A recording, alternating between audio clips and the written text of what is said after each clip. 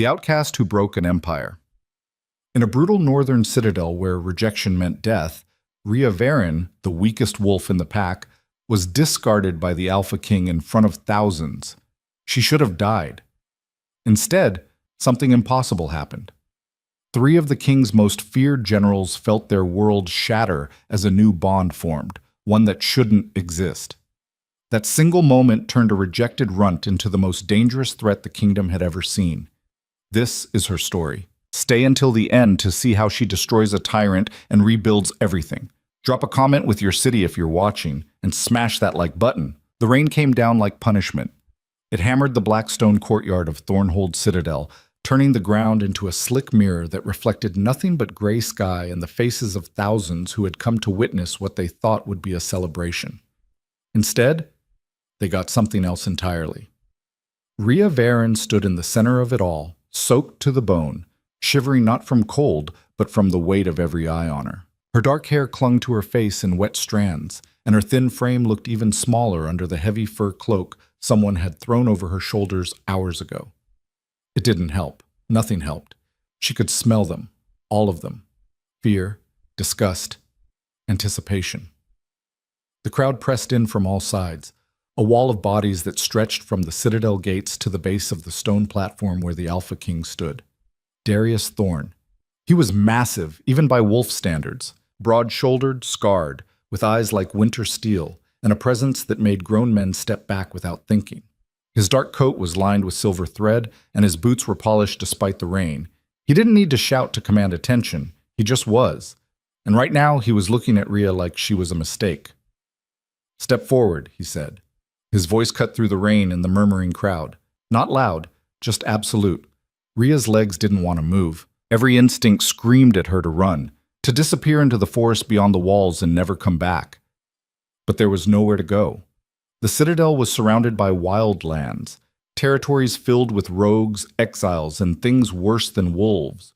Running meant dying alone. Staying meant dying here. She stepped forward. The crowd went silent. Darius descended from the platform, each step deliberate, each movement calculated to remind everyone watching who held the power. When he reached her, he stopped, close enough that she could see the rainwater rolling off his jaw, close enough that she had to tilt her head back to meet his eyes. "You are Rhea Varen," he said. Not a question. "Yes, my king." Her voice sounded small. She hated it. "You were marked as my mate 3 weeks ago by the Elder Council. They believed the bond would strengthen the bloodline." He paused, and something cold flickered across his face. "They were wrong." The words hit her like a fist. She'd known it was coming. Of course she'd known. From the moment the council had announced the pairing, she'd seen the doubt in their eyes, the whispers that followed her through the halls. She was too small, too weak, too wrong. But hearing it spoken aloud, in front of everyone, was different. "I reject you, Rhea Varen." The bond snapped. It didn't ease away or fade gently. It shattered. A violent, wrenching tear that started in her chest and spread outward like broken glass, cutting through every nerve. She gasped, her knees buckling, and the world tilted sideways. She hit the ground hard. The crowd erupted. Some cheered. Others muttered prayers. A few just watched, waiting to see if she'd die right there in the mud. Rejection was supposed to be fatal. When an alpha severed a mate bond, the weaker wolf's body couldn't survive the shock. It was biology. It was law. It was the way things had always been. Rhea's vision blurred, her heart hammered against her ribs like it was trying to escape. She couldn't breathe, couldn't think. The pain was everywhere, burning through her veins, tearing her apart from the inside. And then, something pulled. Not from Darius, not from the bond he'd just destroyed, from somewhere else. 3 points of heat flared to life in her chest, sharp and sudden, like hooks sinking into her ribs. She gasped again, this time in shock rather than pain, and her eyes snapped open. 3 men stood at the edge of the platform, just behind the king. Generals, the king's enforcers, the wolves who carried out his orders without question and crushed rebellion before it could take root. Kyle Draven, tall, lean, with ash-blonde hair tied back and a scar running from his temple to his jaw. His hand was pressed against his chest, and his face had gone pale. Brig Hale, built like a landslide, all muscle and barely contained violence. He was gripping the stone railing so hard it cracked under his fingers, his dark eyes wide with something that looked like panic. Soren Vale, quiet, deadly, with black hair and the kind of face that gave nothing away. He stood perfectly still, but his hand had moved to the knife at his belt, knuckles white. All three of them were staring at her, not at the king, not at the crowd, at her. Rhea didn't understand. She could barely think past the pain, but she could feel it. 3 new threads winding through her chest, bright and burning and impossible. Bonds. Not 1. 3. The king noticed. Of course he did. He turned, his expression shifting from cold indifference to something darker. Confusion, then anger. What is this? His voice was low, dangerous. Kael spoke first, his voice tight. I don't... He stopped, shook his head. It's not supposed to, I feel it too, Brig rumbled. His hand was still on the railing, and his breathing had gone rough. What the hell is she? Soren said nothing, but his eyes never left Rhea. The crowd was murmuring now, louder, confusion spreading like wildfire. This wasn't how it was supposed to go. Rejection meant death. It didn't mean this. Darius stepped toward his generals, his voice dropping to a growl. Explain! Kael looked like he was going to be sick. I can feel her, like a bond, but not like anything I've felt before. It's... He pressed his hand harder against his chest. It's pulling. Me too, Brig said. His voice was rough, almost a snarl. It's like she's inside, in my head. Soren finally spoke, his tone flat but edged with something Rhea couldn't name. She's connected to all of us. The king's jaw tightened. He turned back to Rhea, and for the first time she saw something other than disdain in his eyes. Fear. Kill her, he said. The words were simple, final. Kael flinched. My king? Kill her, now. Brig moved first. He stepped forward, his hand going to the blade at his hip, but his movements were slow, uncertain, like he was fighting himself with every step. Rhea tried to scramble back, but her body wouldn't cooperate. The pain from the rejected bond was still tearing through her, and the new connections pulsing in her chest only made it worse. She couldn't stand, couldn't run. She was going to die. But then Soren was there, stepping between her and Brig, his hand on the bigger man's chest. No, Soren said quietly. Brig stopped. His eyes narrowed. Move. No. The crowd went dead silent. Kael was frozen on the platform, staring at the scene unfolding below. His hand had moved to his sword, but he didn't draw it. Darius's voice cut through the rain like a blade. You dare defy me? Soren didn't look at the king. He kept his eyes on Brig. I don't know what this is, but killing her won't break it. It'll make it worse. You don't know that, Brig growled. Neither do you. For a long moment, no one moved. Then Darius laughed. It was a cold, humorless sound that made Rhea's skin crawl. So, the king said, his voice dripping with contempt. My own generals, bound to a runt. He turned to the crowd, raising his voice. Do you see? This is what happens when weakness is allowed to breathe. It spreads. It infects. He gestured to the guards stationed around the courtyard. Take her. Lock her in the lower cells. No food, no water, no light. Let the bond starve with her. 2 guards moved forward immediately, grabbing Rhea by the arms and hauling her to her feet. She didn't fight. She couldn't. As they dragged her toward the citadel's entrance, she caught one last glimpse of the 3 generals. Kael looked stricken. Brig was breathing hard, his hands clenched into fists. Soren's face was unreadable, but his eyes followed her every step. And then the heavy iron doors slammed shut, and she was gone. The cell was exactly as the king had promised. No light, no warmth, no sound except the drip of water somewhere in the dark. Rhea sat with her back against the cold stone wall, her knees pulled to her chest, trying to make herself as small as possible. It didn't help. Nothing helped. The rejected bond was still there, a jagged wound in her chest that wouldn't stop bleeding. But beneath it, woven through the pain, were the 3 new threads. She could feel them even now, faint, distant, but real. Kael's was sharp and restless, like a blade being sharpened over and over. Brig's was heavy, a slow-burning fire that never quite went out. Soren's was the quietest, a steady pulse that felt like a heartbeat just slightly out of sync with her own. She didn't understand it, didn't know what it meant or why it had happened. But she knew one thing for certain: the king would never let her live long enough to find out. Time became meaningless in the dark. Minutes bled into hours, hours into something longer that her mind couldn't track. Her body screamed for water, for food, for anything. Her tongue stuck to the roof of her mouth. Her fingers trembled when she tried to move them. The three bonds pulsed in her chest like distant drums. Sometimes they flared bright, flooding her with emotions that weren't hers: rage, confusion, something that felt like grief. Other times they dimmed until she thought they might disappear entirely. She wondered if the generals felt the same thing, if they were somewhere in the citadel, feeling her pain, her thirst, her slow collapse into nothing. She hoped they were suffering. No, that wasn't fair. They hadn't asked for this any more than she had, but they'd served Darius for years. They'd enforced his laws, crushed his enemies, stood by while he turned the citadel into a place where the weak were discarded like trash. They were complicit in everything he'd built, and now they were tied to her. The irony would have been funny if she weren't dying. Footsteps echoed in the corridor outside. Heavy boots on stone. Rhea didn't bother lifting her head. Probably another guard coming to check if she was dead yet.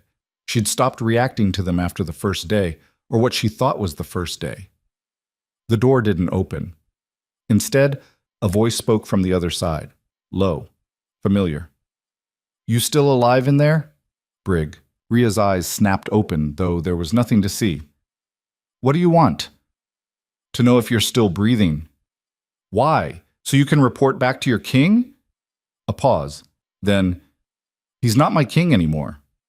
That got her attention. She pushed herself up straighter, ignoring the way her vision swam. "What?" "The bond," Briggs said. His voice was rough, frustrated. "It's getting stronger. Every hour that passes, it digs deeper. Kyle can barely sleep, Soren won't eat, and He stopped. "I can feel you dying." "Good." "Is it?" Rhea didn't answer. "Listen," Briggs continued.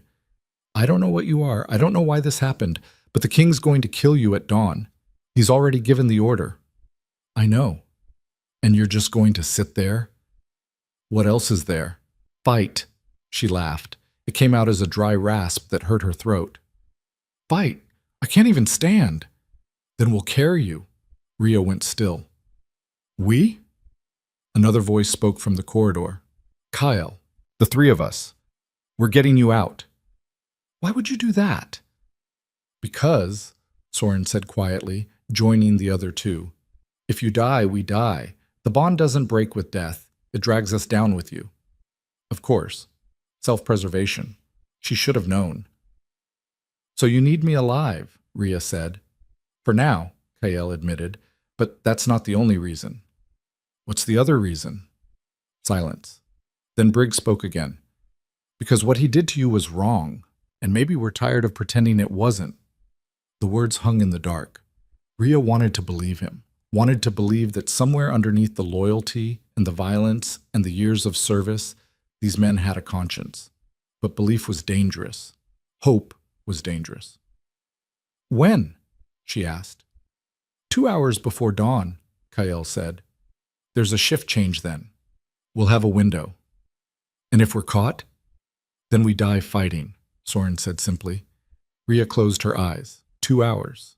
That was all the time she had to decide if she wanted to keep living. She thought about the citadel, the cold stone walls, the people who'd laughed when she fell, the king who'd thrown her away like she was nothing. She thought about the wild lands beyond the gates, the rogues, the exiles, the things with teeth and claws that hunted in the dark. She thought about dying here, alone, forgotten. 2 hours, she said. The footsteps retreated. Rhea sat in the dark and waited. They came exactly when they said they would. The door opened, and Kyle was there, a small lamp in one hand and a water skin in the other. He crouched down, holding the skin to her lips. "Slow," he said. "If you drink too fast, you'll be sick." Rhea wanted to gulp it down, to drown herself in it, but she forced herself to take small sips.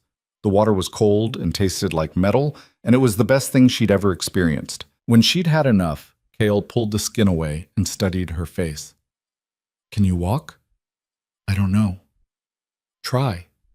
She tried. Her legs shook and her vision blurred, but she managed to get upright. Brig appeared beside her, his hand steady under her elbow.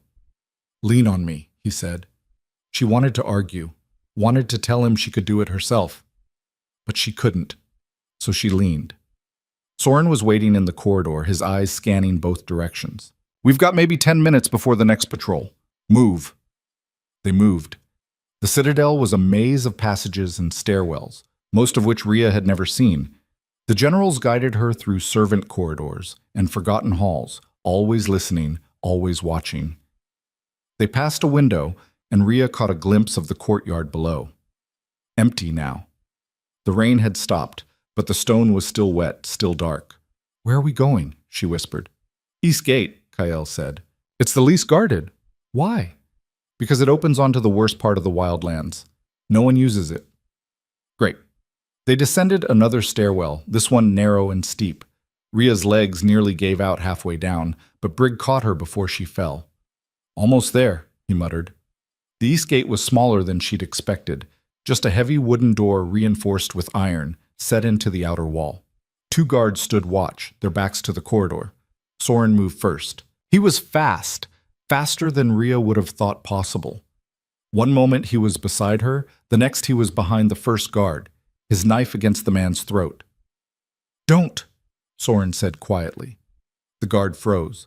The second guard reached for his sword, but Kael was already there, slamming him into the wall hard enough to crack stone. The man slumped, unconscious. Soren looked at the first guard. "Open the door. Then run. Don't look back." The guard's hand shook as he pulled the heavy bolt free and pushed the door open. Cold air rushed in, carrying the scent of pine and damp earth. The guard ran. Soren stepped through the door first, scanning the area beyond. Kael followed, then Brig, half carrying Rhea. The wildlands stretched out before them, dark and endless under a sky just beginning to lighten with the first hint of dawn. "Once we cross," Kael said, "there's no going back. Darius will send hunters. They won't stop until we're dead or dragged back in chains." Brig looked at Rhea. "Your call." She stared at the forest, at the shadows between the trees, at the unknown waiting just beyond the tree line. Then she looked back at the Citadel, at the walls that had caged her, at the place that had tried to kill her. "Let's go," she said. They stepped into the wild. Behind them, the alarm bells began to ring. The forest swallowed them whole. Trees towered overhead, their branches tangled so thick that even the growing dawn light barely penetrated.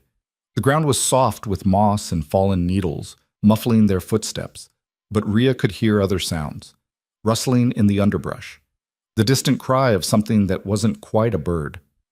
Her legs were giving out. She'd pushed herself as far as she could, but her body was shutting down. The water Kael had given her helped, but it wasn't enough. She needed food, rest, time. "Stop!" she gasped. Brig stopped immediately. "What's wrong?" "I can't." She doubled over, her hands on her knees, trying to breathe. "I need to stop." Kael looked back the way they'd come. "We're too close. They'll have dogs. They'll track us." "I don't care. I can't." "Then I'll carry you." Before she could protest, Brig scooped her up like she weighed nothing. She wanted to argue, to insist she could walk, but the truth was she couldn't. So she let him. They kept moving, faster now, pushing deeper into the forest. The sounds around them grew louder, more aggressive. Rhea caught glimpses of eyes in the shadows, yellow, feral, watching. "Rogues," Soren said quietly. "How many?" Kael asked. "At least a dozen, maybe more." Brig's grip on Rhea tightened. "They'll attack. Not if we keep moving." But Soren was wrong. The first rogue lunged from the trees without warning, a gray blur of teeth and claws. Kael met it head on, his blade flashing. The rogue yelped and fell, dead before it hit the ground. 3 more came from the left. Soren moved like smoke, his knife finding throats and hearts with brutal efficiency. Brig set Rhea down behind a tree. "Stay here." Then he shifted. Rhea had seen wolves before, pack wolves, Citadel wolves, but nothing like this. Briggs' wolf form was massive, easily twice the size of a normal wolf, with dark fur and eyes that burned like coals. He hit the nearest rogue with enough force to snap its spine, then tore into another without pausing. Kale shifted next, his wolf lean and scarred, moving with a vicious grace that made the rogues hesitate. Soren didn't shift. He stayed human, his blade moving in precise, lethal arcs. The fight lasted maybe 2 minutes. When it was over, 8 rogues lay dead, and the forest had gone silent. Kael shifted back first, breathing hard. We need to keep moving. That noise will draw more. Briggs shifted back too, blood streaking his arms. He reached for Rhea. Can you walk now? She nodded, even though it was a lie. They kept going. The forest seemed endless. Every direction looked the same, trees and shadows and the constant sense of being watched. Rhea's awareness of the 3 bonds grew stronger with every step. She could feel Kael's adrenaline still coursing through him, could sense Briggs' controlled aggression, could taste Soren's cold focus. It was overwhelming, invasive, like having 3 extra voices in her head that wouldn't shut up. How much farther? She asked. To where? Kael said. Wherever we're going. We don't have a destination, Soren admitted. Just away. Great, they walked for hours. The sun climbed higher, though Rhea could barely see it through the canopy. Her legs moved on pure stubbornness now, 1 foot in front of the other, her vision tunneling. She didn't realize she'd stopped until Briggs' hand was on her shoulder. Rhea? She blinked. They were in a clearing, small and ringed with ancient trees. A stream cut through the center, the water clear and fast-moving. Drink, Kael said, kneeling beside the stream. Then we rest. Rhea stumbled to the water and dropped to her knees, cupping her hands and drinking until her stomach hurt. The cold shocked her system, but it cleared her head. Briggs was watching the tree line, his posture tense. We can't stay long. Long enough, Soren said. He was crouched beside a fallen log, his knife out, eyes scanning the forest. Kael sat down heavily, running a hand through his hair. We need a plan. The plan was get her out, Briggs said. That was step 1. What's step 2? Survive. And after that? Briggs didn't answer. Rhea sat back on her heels, staring at the 3 men who'd just thrown away everything to save her life. They looked exhausted, lost, and they were tied to her. She could feel the bonds even now, thrumming in her chest, connecting her to each of them in ways she didn't understand. Why did you really do it? She asked. All 3 of them looked at her. The truth, she pressed, not because you'll die if I die. Not because you felt guilty. Why? Kael spoke first. Because I've spent 10 years following orders I knew were wrong. And when I saw you on the ground, dying, I realized I was tired of being the kind of man who just watches. But Briggs was next. Because my whole life, I've been told that strength is the only thing that matters. That the weak deserve what they get. But you weren't weak. You survived something that should have killed you, and then you kept going. That's not weakness. Soren was last. His voice was quiet. Because I looked at you and saw myself. Thrown away. Discarded. Left to die. And I remembered what it felt like. The words settled in the clearing like stones dropping into water. Rhea didn't know what to say. So she didn't say anything. She just sat there, feeling the bonds pulse in her chest, and for the first time since the rejection, she didn't feel completely alone. A howl echoed through the forest, distant but getting closer. Hunters, Soren said, standing. How many? Kael asked. At least 20, maybe more, Briggs cursed. We can't outrun them, not with her in this condition. Then we fight, Kael said. Against 20 trained hunters, we'll die. Better than going back in chains. Rhea stood, her legs shook, but she forced herself upright. There's another option. All 3 of them looked at her. You said the bond is getting stronger, she said. That you can feel me. What if it goes both ways? Kael frowned. What are you suggesting? I don't know, but if we're connected, maybe I can... She stopped, searching for the words. Maybe I can do something with it. Like what? I have no idea. Another howl. Closer now. Soren's jaw tightened. We're out of time. Rhea closed her eyes. She focused on the 3 bonds in her chest, the threads connecting her to Kyle and Brig and Soren. She could feel them clearly now, bright, burning, alive. She pulled. All three men gasped. The bonds flared, flooding her with their strength, their speed, their raw power. It poured into her like fire, too much, too fast, overwhelming every sense. Her eyes snapped open, and they were glowing. "What the hell?" Kyle started. Rhea felt her body shift. Not into a wolf, into something else. Something between. Her senses sharpened, her muscles coiled, her heartbeat slowed. The hunters burst into the clearing, 20 wolves in full form, teeth bared, ready to kill. Rhea smiled. And then she moved. She moved like lightning. The first hunter didn't even see her coming. One moment he was charging across the clearing, the next Rhea's hand was around his throat, lifting him off the ground. The wolf yelped, thrashing, but her grip didn't falter. She threw him into a tree hard enough to crack the trunk. He didn't get up. The other hunters hesitated, confused. This wasn't the dying runt they'd been sent to retrieve. This was something else. Rhea could feel the power coursing through her veins. Kyle's speed, Brig's raw strength, Soren's lethal precision. It burned, almost too much to contain, but she held it together through sheer force of will. Two hunters lunged from opposite sides. She spun, catching one by the scruff and using his momentum to slam him into the other. They went down in a tangle of limbs and fur. "Rhea!" Kale's voice cut through the chaos. "You're going to burn out!" He was right. She could feel it already. The power was too much, too volatile. Her body wasn't built for this. Every second she held the connection was like holding fire in her bare hands, but she couldn't stop. Not yet. 3 more hunters came at her as a unit, coordinated, experienced. She met them head on, moving faster than thought, her fists and feet finding targets with brutal efficiency. Bones cracked, blood sprayed. The hunters fell. Behind her, Kale, Brig, and Soren had shifted, engaging the rest of the pack. The clearing erupted into violence, teeth and claws and the wet sound of flesh tearing. Rhea caught a flash of movement to her left. She turned just in time to see a massive gray wolf launching at her throat. Too close. Too fast. She couldn't dodge. But Soren could. He appeared between them, still in human form, his blade flashing. The wolf's momentum carried it past Rhea, and it hit the ground hard, dead before it stopped moving. Soren didn't even look at her. Focus. Don't waste the power. Rhea gritted her teeth and pulled harder on the bonds.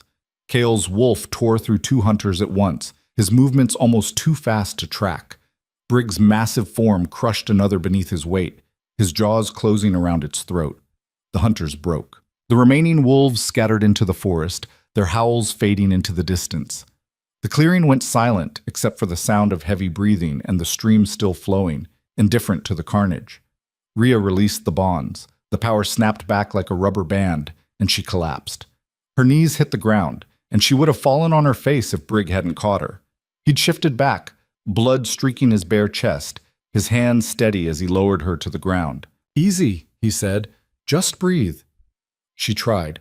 Her whole body was shaking, her muscles spasming from the overload. It felt like she'd been torn apart and put back together wrong. Kale crouched beside her, still catching his breath. "What the hell was that?" "I don't know," Rhea gasped. "I just pulled, and it worked." "You almost killed yourself," Soren said flatly. He was cleaning his blade on a patch of moss, his expression unreadable. "Your body can't handle that much power." "It worked, didn't it? This time. Next time, you might not be so lucky." Rhea wanted to argue, but she didn't have the energy. Every part of her hurt. Her vision kept blurring at the edges, and her heart was beating too fast, too irregular. Brig's hand was on her shoulder. "We need to move. Those hunters will report back. Darius will send more." "Let them come," Rhea muttered. "You can barely stand." "I'll manage." But when she tried to stand, her legs gave out completely. Brig caught her again, his expression tight with concern. "You're done," he said. "No arguments." He lifted her like she weighed nothing, cradling her against his chest. Rhea wanted to protest, to insist she could walk, but the truth was she couldn't even keep her eyes open. "There's a place," Soren said quietly. "Old outpost. 3 miles north. If it's still standing, we can rest there." "If?" Kyle said. "It's been abandoned for 20 years. But it's the only option. Kale looked at Rhea, then at Brig. Fine, but we move fast. No stops. They moved. Rhea drifted in and out of consciousness as Brig carried her through the forest. She caught fragments, the crunch of leaves underfoot, the distant cry of something hunting, Kael's low voice saying something she couldn't quite hear. The bonds pulsed in her chest, weaker now, but still there. She could feel the exhaustion radiating from all three men, the physical toll of the fight layered over the constant pull of the connection. They were tired, hurt, running on fumes. Because of her, the thought made her stomach twist. She'd done this. She'd dragged them into this mess, turned them into fugitives, made them abandon everything they'd known. And for what? So she could live a few more days before her body gave out completely? Stop thinking so loud, Brig muttered. Rhea's eyes fluttered open. What? I can feel it, through the bond. You're spiraling. I'm not. You are. His grip on her tightened slightly.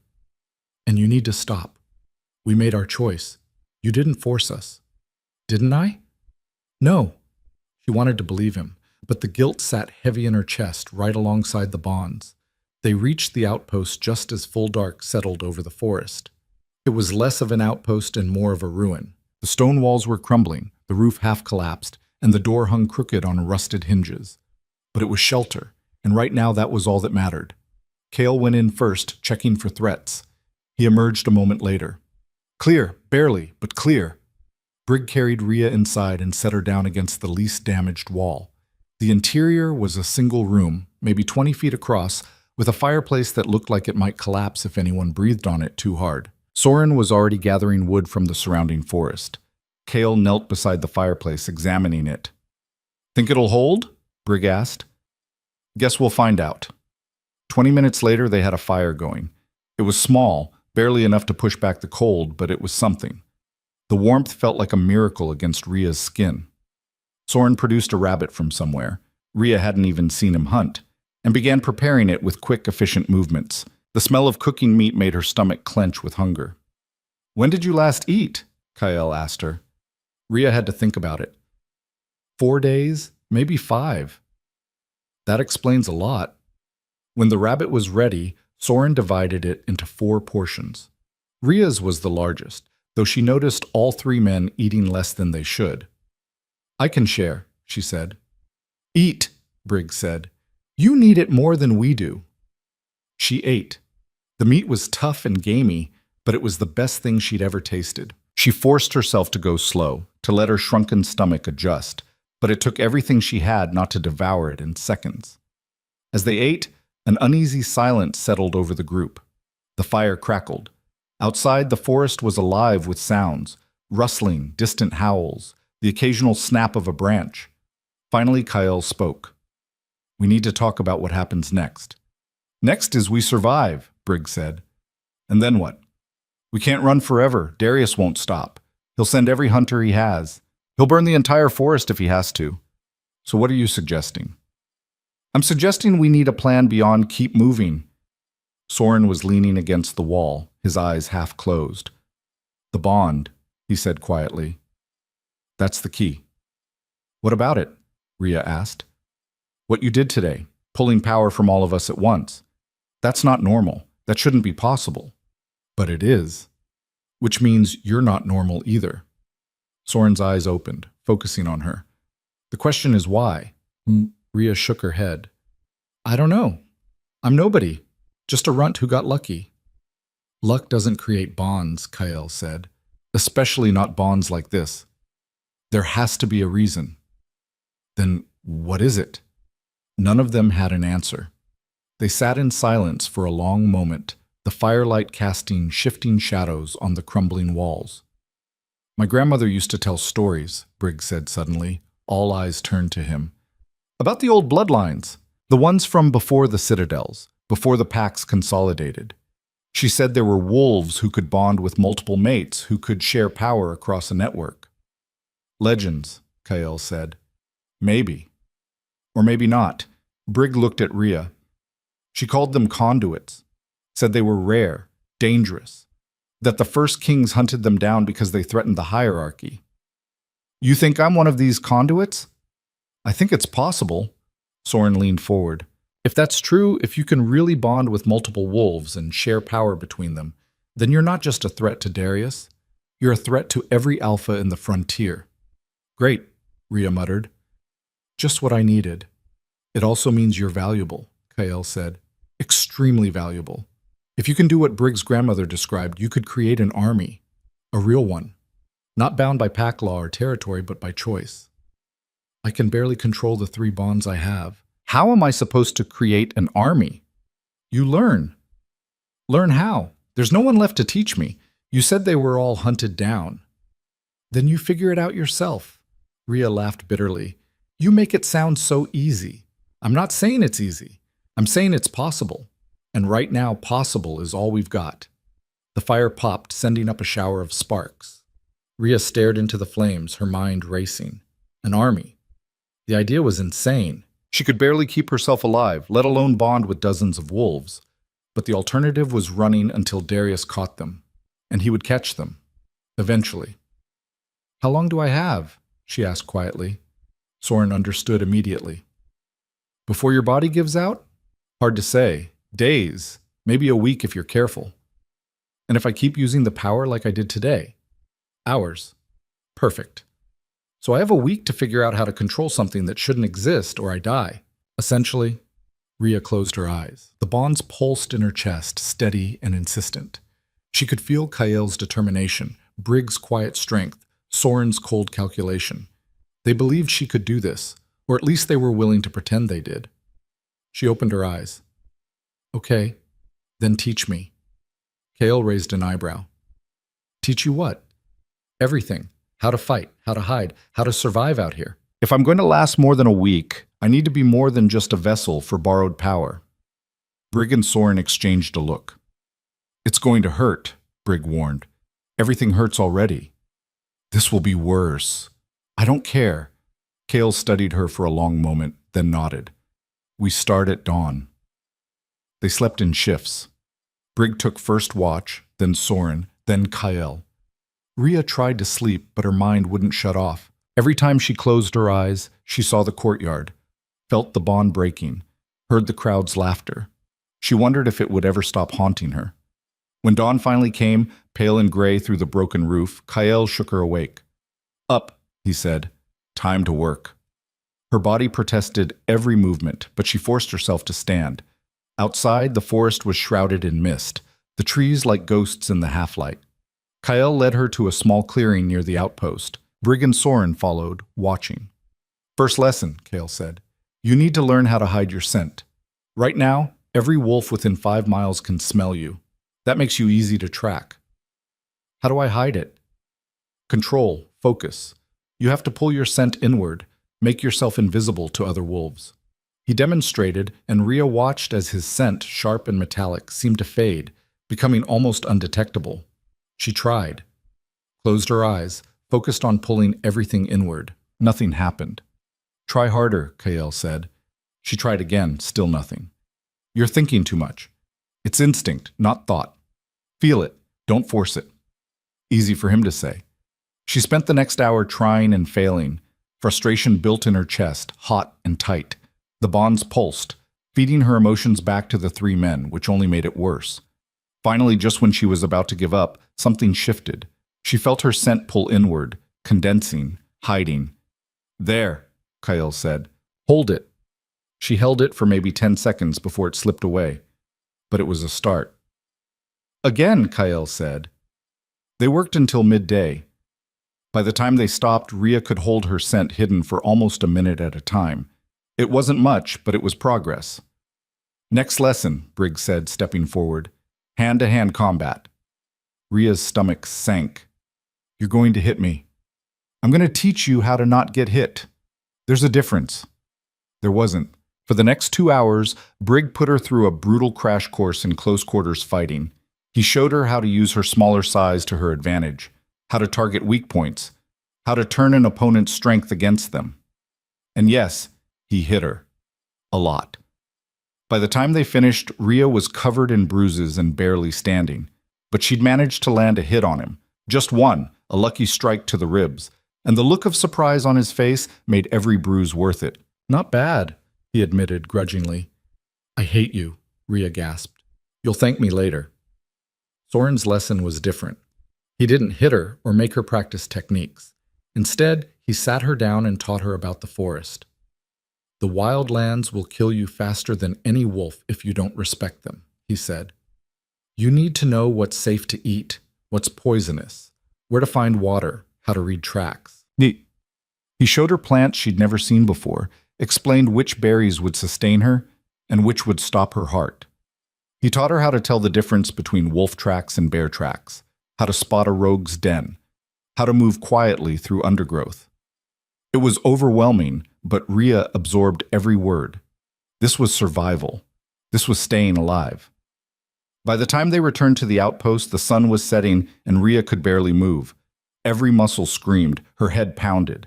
The bonds pulsed with shared exhaustion, but she'd made it through the day. "Tomorrow we do it again," Kael said, "and the day after that, until you can do all of it without thinking." Rhea just nodded. She didn't have the energy for words. That night, as she lay by the fire, the bonds humming quietly in her chest, she realized something. She was changing. Not just physically, though that was happening too. Her body was adapting, growing stronger, faster. The power she'd pulled from the three men was still there, buried deep, waiting to be used again. But more than that, she was starting to believe. Not that she'd survive. She still wasn't sure about that, but that maybe, just maybe, she could become something more than the runt who'd been thrown away. The days blurred together, training, eating, sleeping, repeat. Kael pushed her relentlessly, drilling scent control and tracking until she could hide herself from even Soren's sharp senses. Brig's combat lessons left her bruised and bleeding, but she got better, faster, more efficient. Soren taught her the language of the forest, how to read danger in the tilt of a bird's head or the sudden silence of insects. And through it all, the bonds grew stronger. She could feel them constantly now, a background hum that never quite went away. Kael's restlessness, Brig's steady presence, Soren's quiet watchfulness. Sometimes she caught flashes of their thoughts. Nothing clear, just emotions and impressions. It was invasive and intimate and terrifying all at once. On the 5th day, Soren disappeared. He left at dawn without a word, and when he hadn't returned by midday, Rhea started to worry. "He does this," Kael said, noticing her concern. "Goes off alone. He'll be back." What if Darius found him? He didn't. We'd feel it through the bond. Rhea wasn't convinced, but there was nothing she could do except wait. Soren returned at dusk, and he wasn't alone. A woman followed him into the clearing, old, bent with age, her hair white and wild. She wore layers of mismatched furs and carried a walking stick that looked older than the forest itself. "Who the hell is that?" Brig demanded. "Her name is Mira," Soren said. "She's a healer, and she knows about conduits." The old woman's eyes fixed on Rhea, sharp and knowing despite her age. "So you're the one causing all the trouble?" Rhea bristled. "I didn't ask for any of this. Never do, child. Never do." Mira shuffled closer, peering at Rhea like she was examining a particularly interesting insect. "Let me see." "See what?" "The bonds, girl. Let me see them."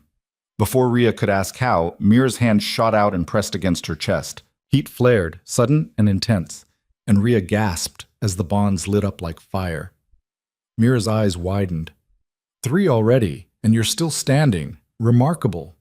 She pulled her hand back and the heat faded. Rhea was left shaking, her heart hammering.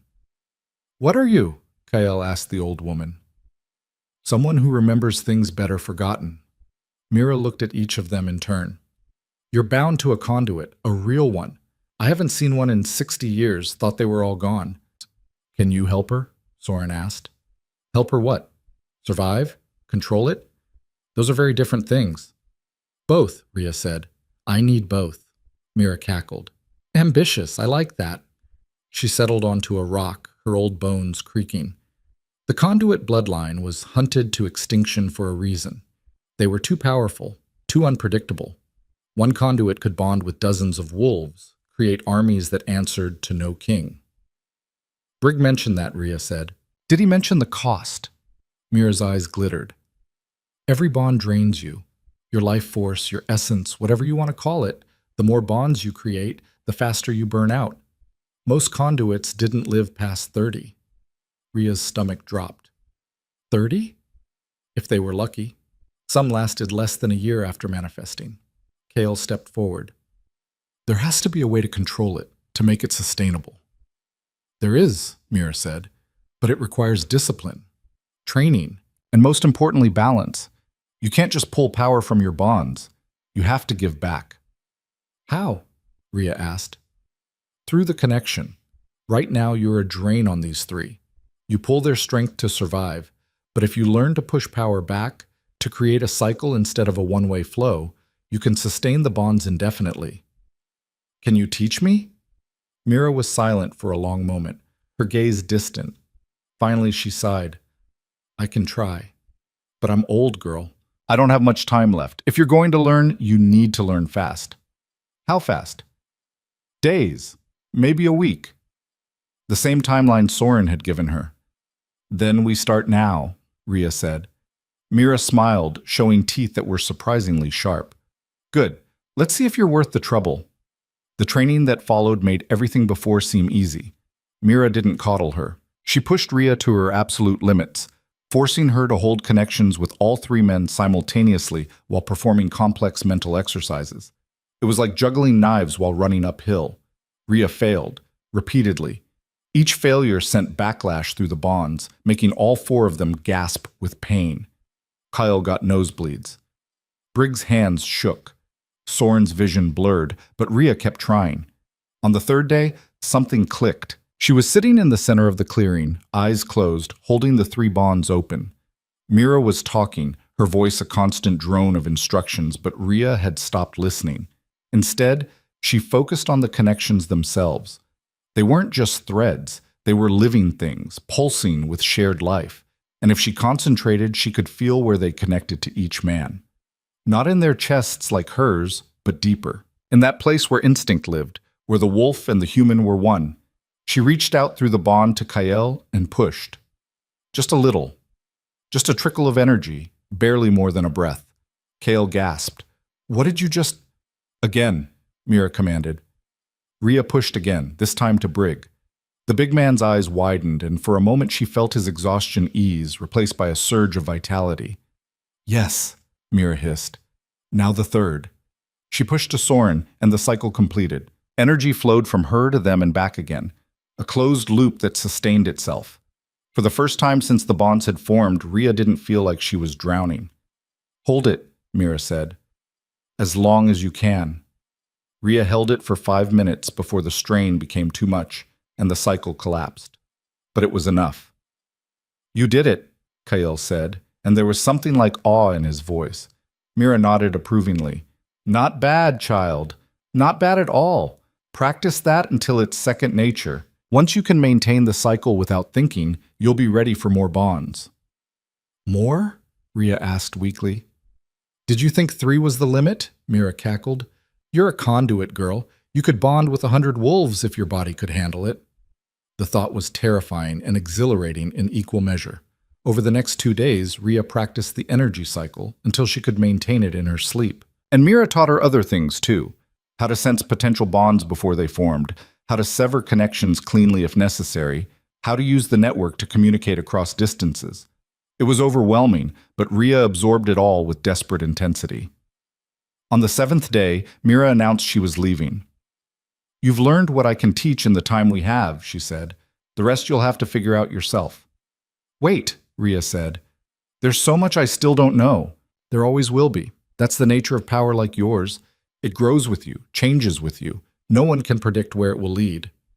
Then what am I supposed to do? Mira looked at her with something that might have been pity. Survive, child, and when the time comes, make them pay for what they did to you. She left before Ria could ask what she meant. That night, as they sat around the fire, Kale broke the silence. Darius will have trackers in the forest by now, dozens of them. We can't stay here much longer. Where do we go? Brig asked. There's an old settlement, Soren said slowly, on the eastern edge of the wildlands. It's where rogues and exiles gather. No king's law reaches there. Why haven't we gone there already? Ria asked. Because it's dangerous. The wolves there don't answer to anyone. They'd as soon kill us as look at us. But you're a conduit. If you can prove your worth, they might listen, might even join you. Rhea thought about it. An entire settlement of outcasts, just like her, wolves who'd been thrown away, rejected, left to die. If she could bond with even a fraction of them. How do I prove my worth? She asked. Soren's expression was grim. By surviving their trials, and trust me, they're not gentle. Kale looked at Rhea. You don't have to do this. We can find another way. But Rhea shook her head. She'd spent 7 days training, learning, growing stronger. And she'd realized something. Running wasn't enough anymore. She didn't just want to survive, she wanted to fight back.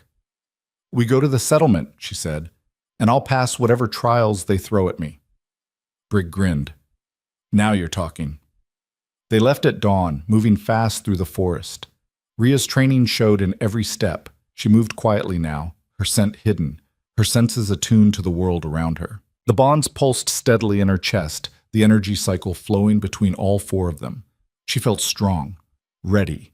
The settlement appeared through the trees just after midday, a ramshackle collection of buildings built into the hollows of ancient trees, connected by rope bridges and hidden pathways.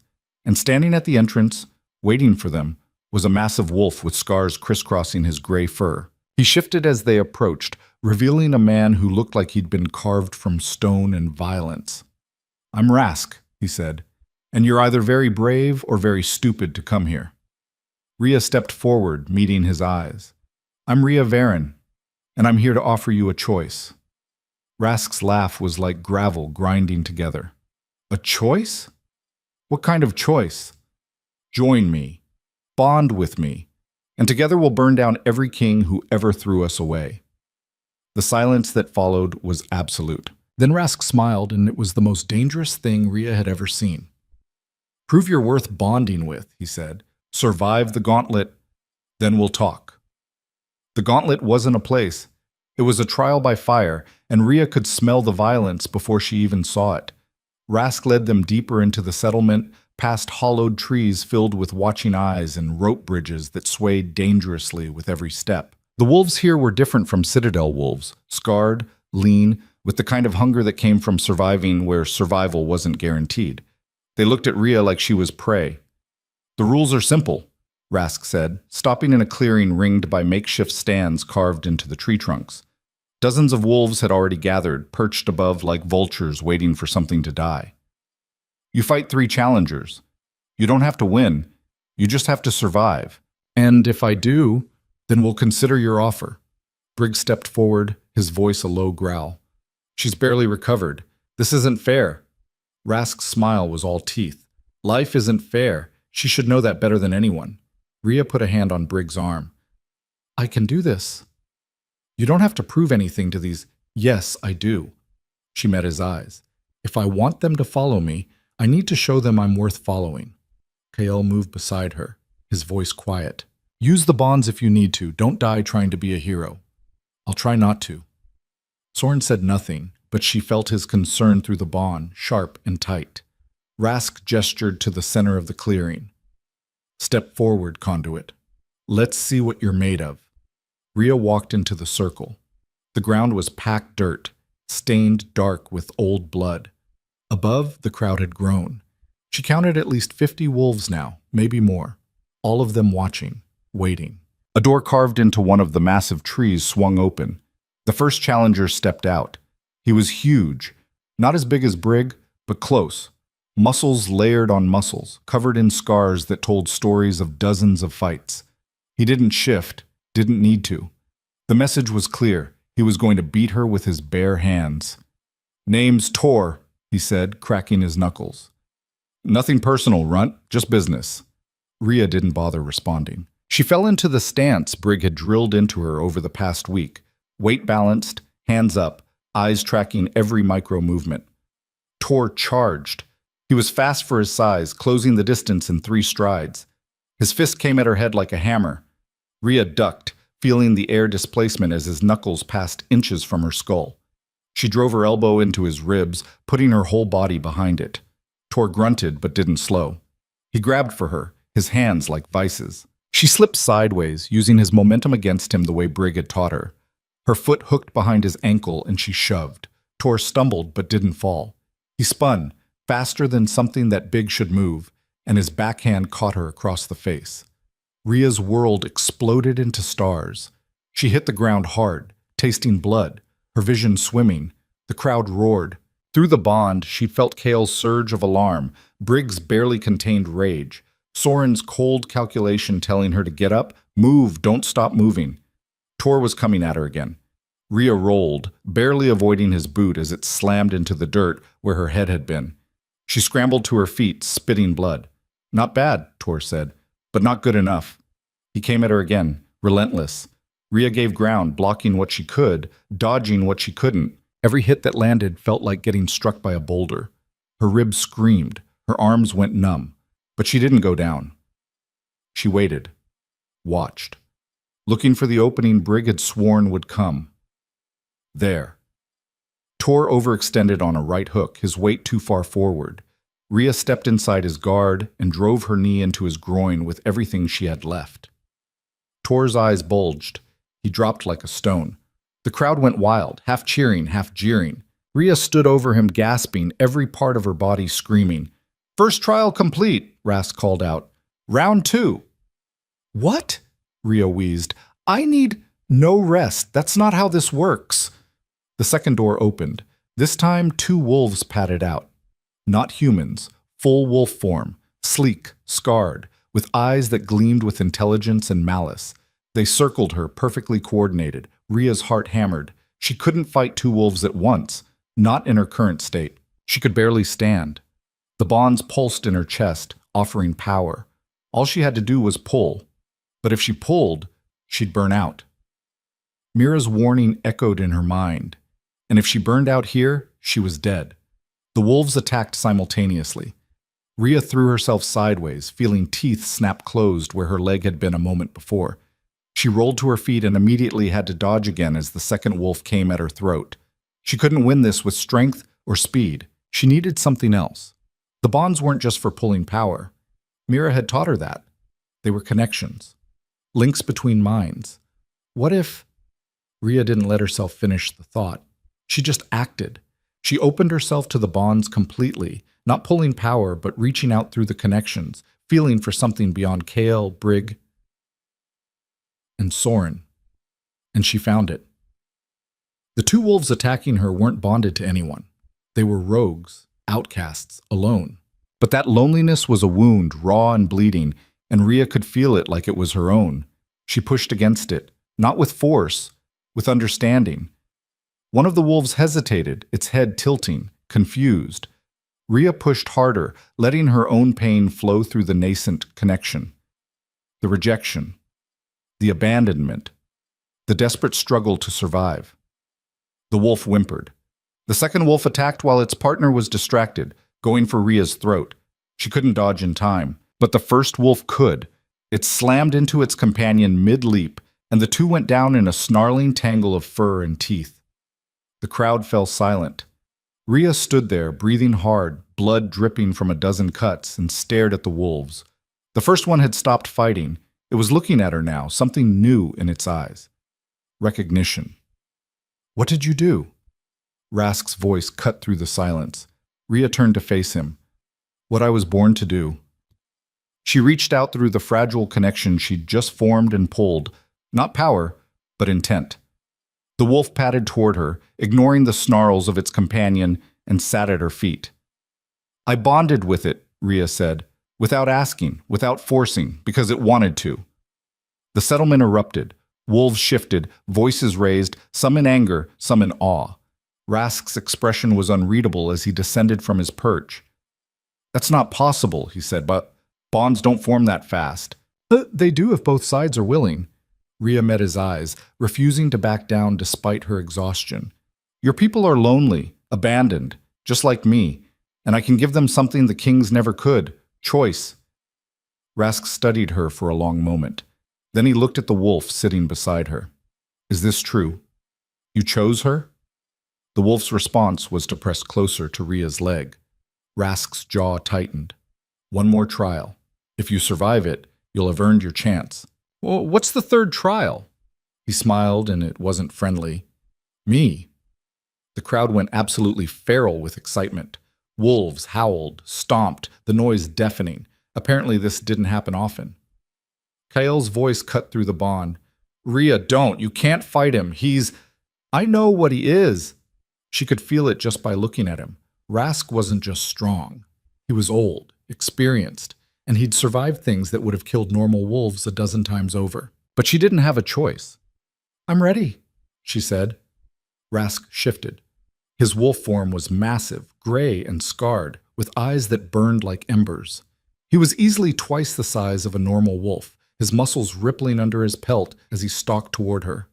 Rhea didn't shift. She couldn't. Her wolf form was small, weak, the very reason she'd been called a runt her entire life. In human form, at least she could think, strategize.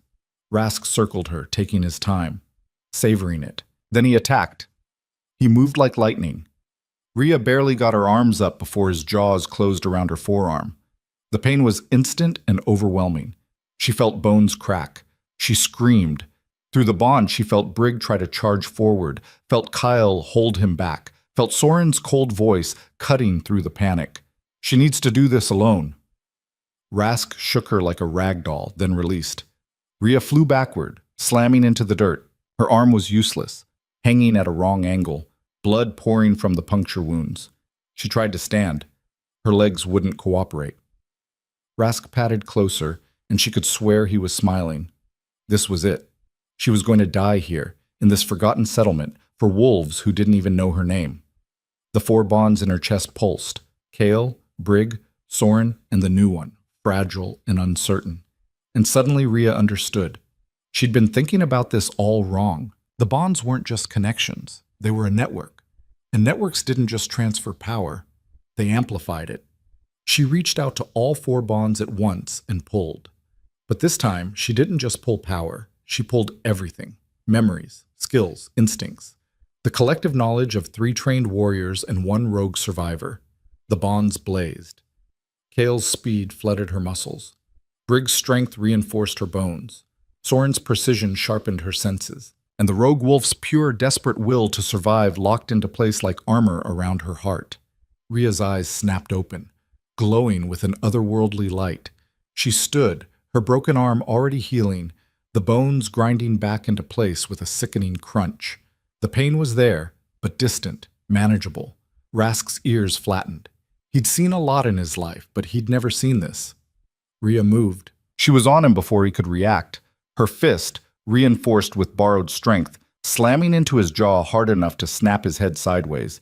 He snarled and tried to bite, but she was already gone, moving with Kael's speed, circling to his blind spot. She struck again and again, each hit precise, calculated, aimed at pressure points Soren's instincts highlighted like targets. Rask tried to shift back to human form, but Rhea didn't give him the chance. She locked her arm around his throat from behind, using Brig's grappling techniques, and squeezed. Yield, she hissed. Rask thrashed, his claws tearing at her arms, but she held on. Blood ran down her skin, hot and slick, but the healing kept pace with the damage. Yield, she said again. For a moment she thought he'd rather die. Then, slowly, deliberately, he tapped his paw against the ground 3 times. The crowd went silent. Rhea released him and stepped back, the power draining out of her all at once.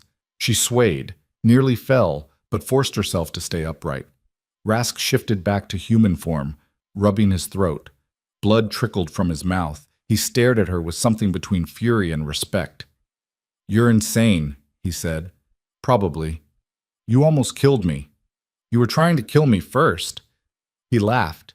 It was a rough, painful sound, but genuine. Fair enough. He raised his voice so the entire settlement could hear. She's earned it. Anyone who wants to bond with the conduit, step forward. For a moment, nothing happened. Then one wolf shifted and walked into the circle, an older female with gray streaking her muzzle. I'm Lysa, she said. I'll bond with you. Another wolf joined her, then another. Within minutes, 15 wolves stood in the clearing, all looking at Rhea with varying degrees of hope and desperation. Are you sure? She asked them. Once we bond, there's no going back. Darius will hunt all of us. He hunts us already, Lysa said.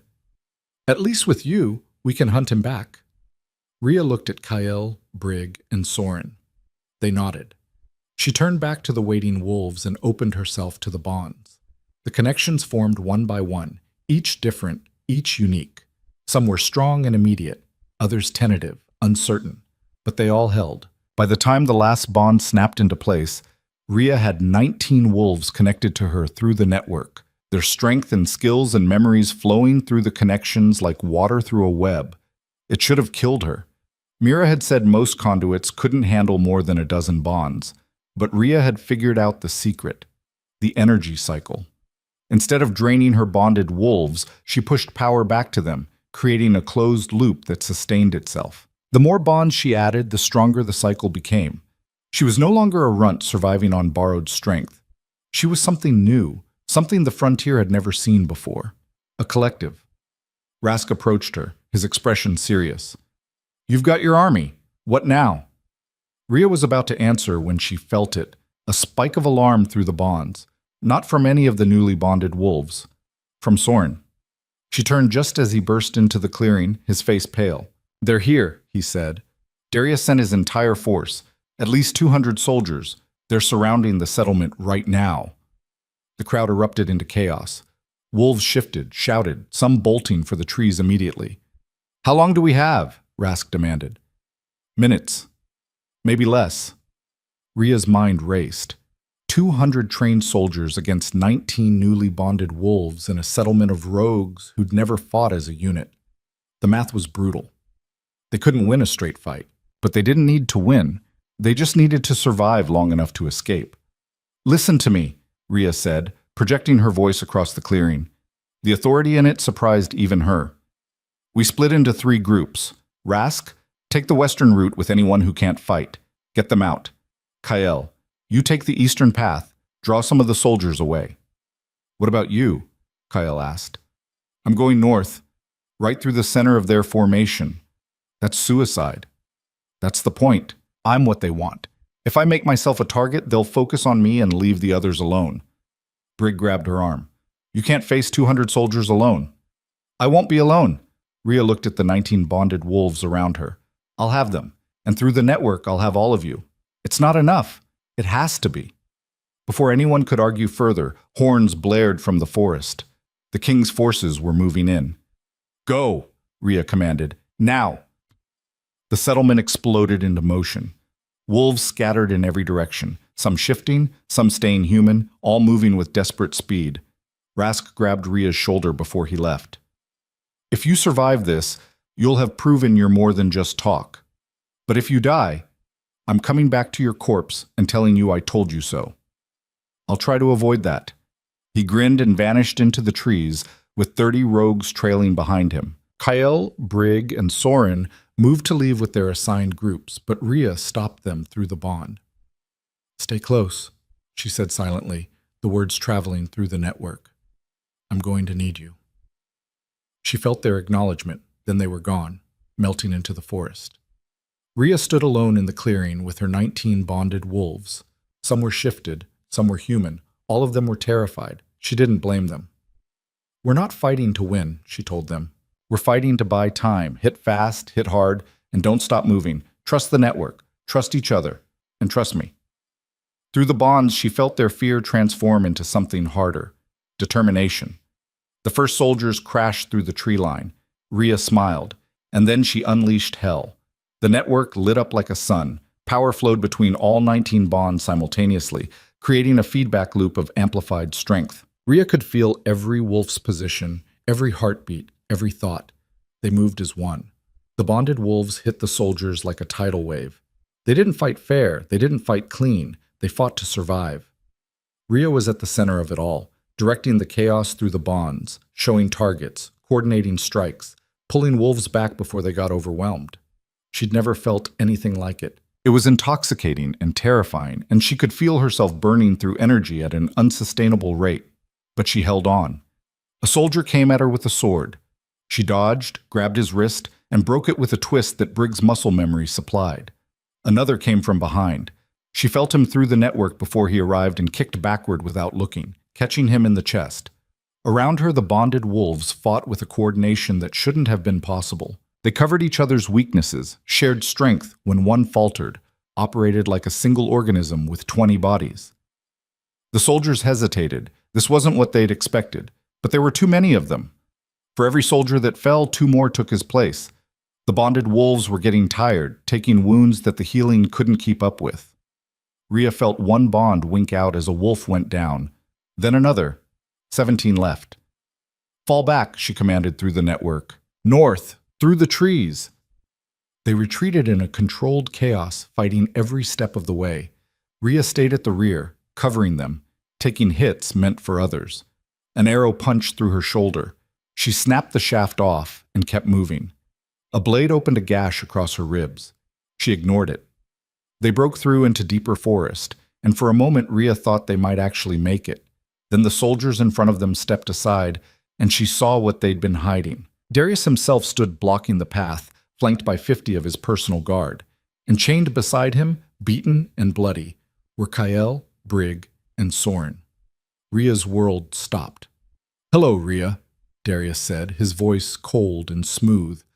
"I believe you have something that belongs to me." Through the bonds, she felt her 3 generals' pain, their fury at being captured, their desperation for her to run. But she couldn't run. Not from this. "Let them go," she said. "No, I don't think I will. You see, I've learned something interesting about your little talent. The bonds work both ways, don't they? If I kill them, you feel it. And if I kill you..." He drew a silver knife and pressed it against Kyle's throat. "They die with you." Rhea's bonded wolves growled, ready to attack, but she held them back through the network. They couldn't win this fight. Not against this many. Not with the generals captured. "What do you want?" she asked. "Simple. Surrender. Come back to the Citadel, give up this rebellion, and maybe I'll let them live." "You're lying." "Probably, but it's the only chance they have." Through the bonds, Kyle spoke to her silently. "Don't you dare. Don't you dare surrender for us." But what choice did she have? She looked at the 19 wolves around her. 17 now, she corrected, feeling the absence of the fallen. They were looking to her for orders, trusting her to save them. She looked at Darius, at the soldiers surrounding them, at the impossible odds. And then she looked at Kyle, Brig, and Soren. Her first bonds. The ones who'd saved her when they had every reason to let her die. She made her decision. "Okay," she said to Darius. "I surrender, but you let all of them go. The wolves, the generals, everyone." "Rhea, no!" Brig started. "Shut up," she said gently. Then to Darius, "Do we have a deal?" Darius smiled. "We do." He gestured and soldiers moved forward with silver chains. Rhea let them bind her wrists, let them pull her forward. As she passed her bonded wolves, she spoke to them through the network one last time. "When I give the signal, run. Don't look back. Don't try to save me. Just run and find Rask. He'll protect you." She felt their protests, but she shut them down with pure command. The soldiers dragged her in front of Darius. He looked down at her, triumph written across his face. "Foolish girl," he said. "Did you really think you could challenge me?" "No," Rhea said. "I thought I could distract you." His expression shifted to confusion. "What?" Rhea opened all the bonds at once and pulled. Not power, not strength, pain. Every wound she'd taken, every ache, every burning nerve, she pushed it all out through the network, flooding every bond with pure, overwhelming agony. The bonded wolves screamed. The 3 generals gasped. Even Darius stumbled, confused by the psychic backlash bleeding through the air. And in that moment of chaos, Rhea did something she'd never tried before. She created a bond with every soldier standing within 30 feet. Not consensual bonds, not gentle ones. She forced the connections open like ripping doors off their hinges, linked every mind within range into the network, and then detonated the entire thing from the inside. The psychic explosion knocked everyone to the ground. Rhea felt the bonds shred, felt her mind fragmenting under the backlash, felt herself dying, but she'd bought them time. "Run!" she screamed out loud, her voice breaking. The bonded wolves ran. The generals, their chains broken in the chaos, ran. Even some of Darius's soldiers ran. too overwhelmed by what they'd just experienced to do anything else. Darius grabbed Rhea by the throat, lifting her off the ground. His face was twisted with rage. "What did you do?" he snarled. Rhea smiled through the blood filling her mouth. "I won." Then everything went black. She woke to silver chains around her wrists, silver bars in front of her face, silver threading through the stone walls like veins of poison. Rhea's entire body screamed. The psychic explosion had torn through her like wildfire, leaving her mind fractured and raw. She could feel the bonds, fewer now, some severed completely in the blast, but they pulsed weak and distant, like dying embers. How many had she lost? She couldn't tell. Counting hurt too much. She was back in the Citadel, in a cell even worse than before. This one was built specifically to hold wolves like her, every surface laced with silver, the air heavy with wolfsbane that made her throat burn with every breath. Footsteps echoed in the corridor outside. Darius appeared, immaculate as always despite the chaos she'd caused. He studied her through the bars with cold satisfaction. "You're awake." "Good. I was worried you'd die before I could make an example of you." Rhea didn't respond. Speaking felt like swallowing glass. "Your little stunt killed 12 of my soldiers," he continued. "Drove 6 more completely mad. They're in the cells below, screaming about voices in their heads that won't stop." He smiled. "I have you to thank for showing me just how dangerous you really are." "Where are they?" Her voice came out as a rasp. "The generals, the others. Your bonded wolves scattered." "Most are probably dead by now. The hunters have been very thorough." He paused. "As for my former generals, they're in cells just like this one, waiting for their executions at dawn." Rhea's chest constricted. Through the bonds, she could feel them. Kael's barely controlled rage, Briggs' grinding despair, Soren's cold calculation still searching for a way out. They were alive. Hurt, but alive. "You're going to execute all of us?" "Publicly, in the same courtyard where I rejected you." Darius leaned closer to the bars. "The entire Citadel will watch. They'll see what happens to those who defy their king, and when you're dead, this foolish rebellion dies with you." "You're afraid of me," he laughed. "Afraid? Of a dying runt in silver chains?" "You should be." Rhea forced herself to sit up, ignoring the way the silver burned against her skin. "Because even in here, even broken, I'm still connected to them. And you can't kill what you can't contain." "We'll see about that." He turned to leave, then paused. "Oh, I almost forgot. I'm sending word to every citadel, every territory. They'll know what you are, what you can do, and they'll hunt every conduit bloodline into extinction. Your kind will be wiped from existence. Consider it your legacy." The door slammed shut, leaving Rhea alone in the silver-poisoned dark. She sat there for a long time, feeling the bonds pulse weakly in her chest. Some were so faint she could barely detect them. Others had gone completely silent. But they were still there, still alive. And as long as they were alive, she had a chance. Rhea closed her eyes and reached out through the network, carefully this time, not pulling power, but sending out the barest thread of consciousness. The response was immediate. Kael's presence flooded through, sharp with relief. "You're awake, thank the—" "How bad?" she asked through the bond. "Bad. They've got us in separate cells, all silver. Briggs in the worst shape. They beat him pretty thoroughly after we were captured." "Can you shift?" "No, the silver and wolfsbane make it impossible. We're stuck human." Rhea felt for Soren next. His response was more controlled, clinical. "They're planning to execute us in 13 hours. Dawn, they've already built the platform." "Can you get out?" "Not from inside. The cells are too secure. They learned from last time." Briggs' voice was rough when he spoke. "Don't even think about trying to save us? Whatever you're planning, don't. Just get yourself out and run." "I'm not leaving you." "Rhea, I said I'm not leaving you." She pushed the words through with absolute conviction. "We got into this together. We're getting out together." "There's no way out," Kael said quietly. "Even if you could break free, you'd never make it past the guards. And the execution is public. They'll have hundreds of soldiers in the courtyard." "Good. Then I won't have to go looking for them." Through the bonds, she felt their confusion mixed with alarm. "What are you planning?" Soren asked. "Something stupid. Something that'll either save us all or kill us all." Rhea took a breath, testing the bonds one by one. 17 were still functioning. 17 wolves scattered across the wildlands, most injured, all terrified. But I need you to trust me. We trust you, Briggs said immediately. Then be ready. When the time comes, I'm going to need everything you've got. She withdrew from the bond before they could ask more questions. She needed to save her strength, because what she was about to try had never been done before. Mira hadn't taught her this. She'd barely hinted it was possible. But Rhea had felt it during the explosion, the moment when she'd forced bonds with dozens of soldiers simultaneously. It had nearly killed her, yes, but it had also shown her something. The bonds weren't just connections between individuals, they were doorways. And if she could force them open, she could reach anyone, everyone. The Citadel held thousands of wolves. Most were loyal to Darius, conditioned from birth to obey the Alpha's will. But beneath that loyalty was something else.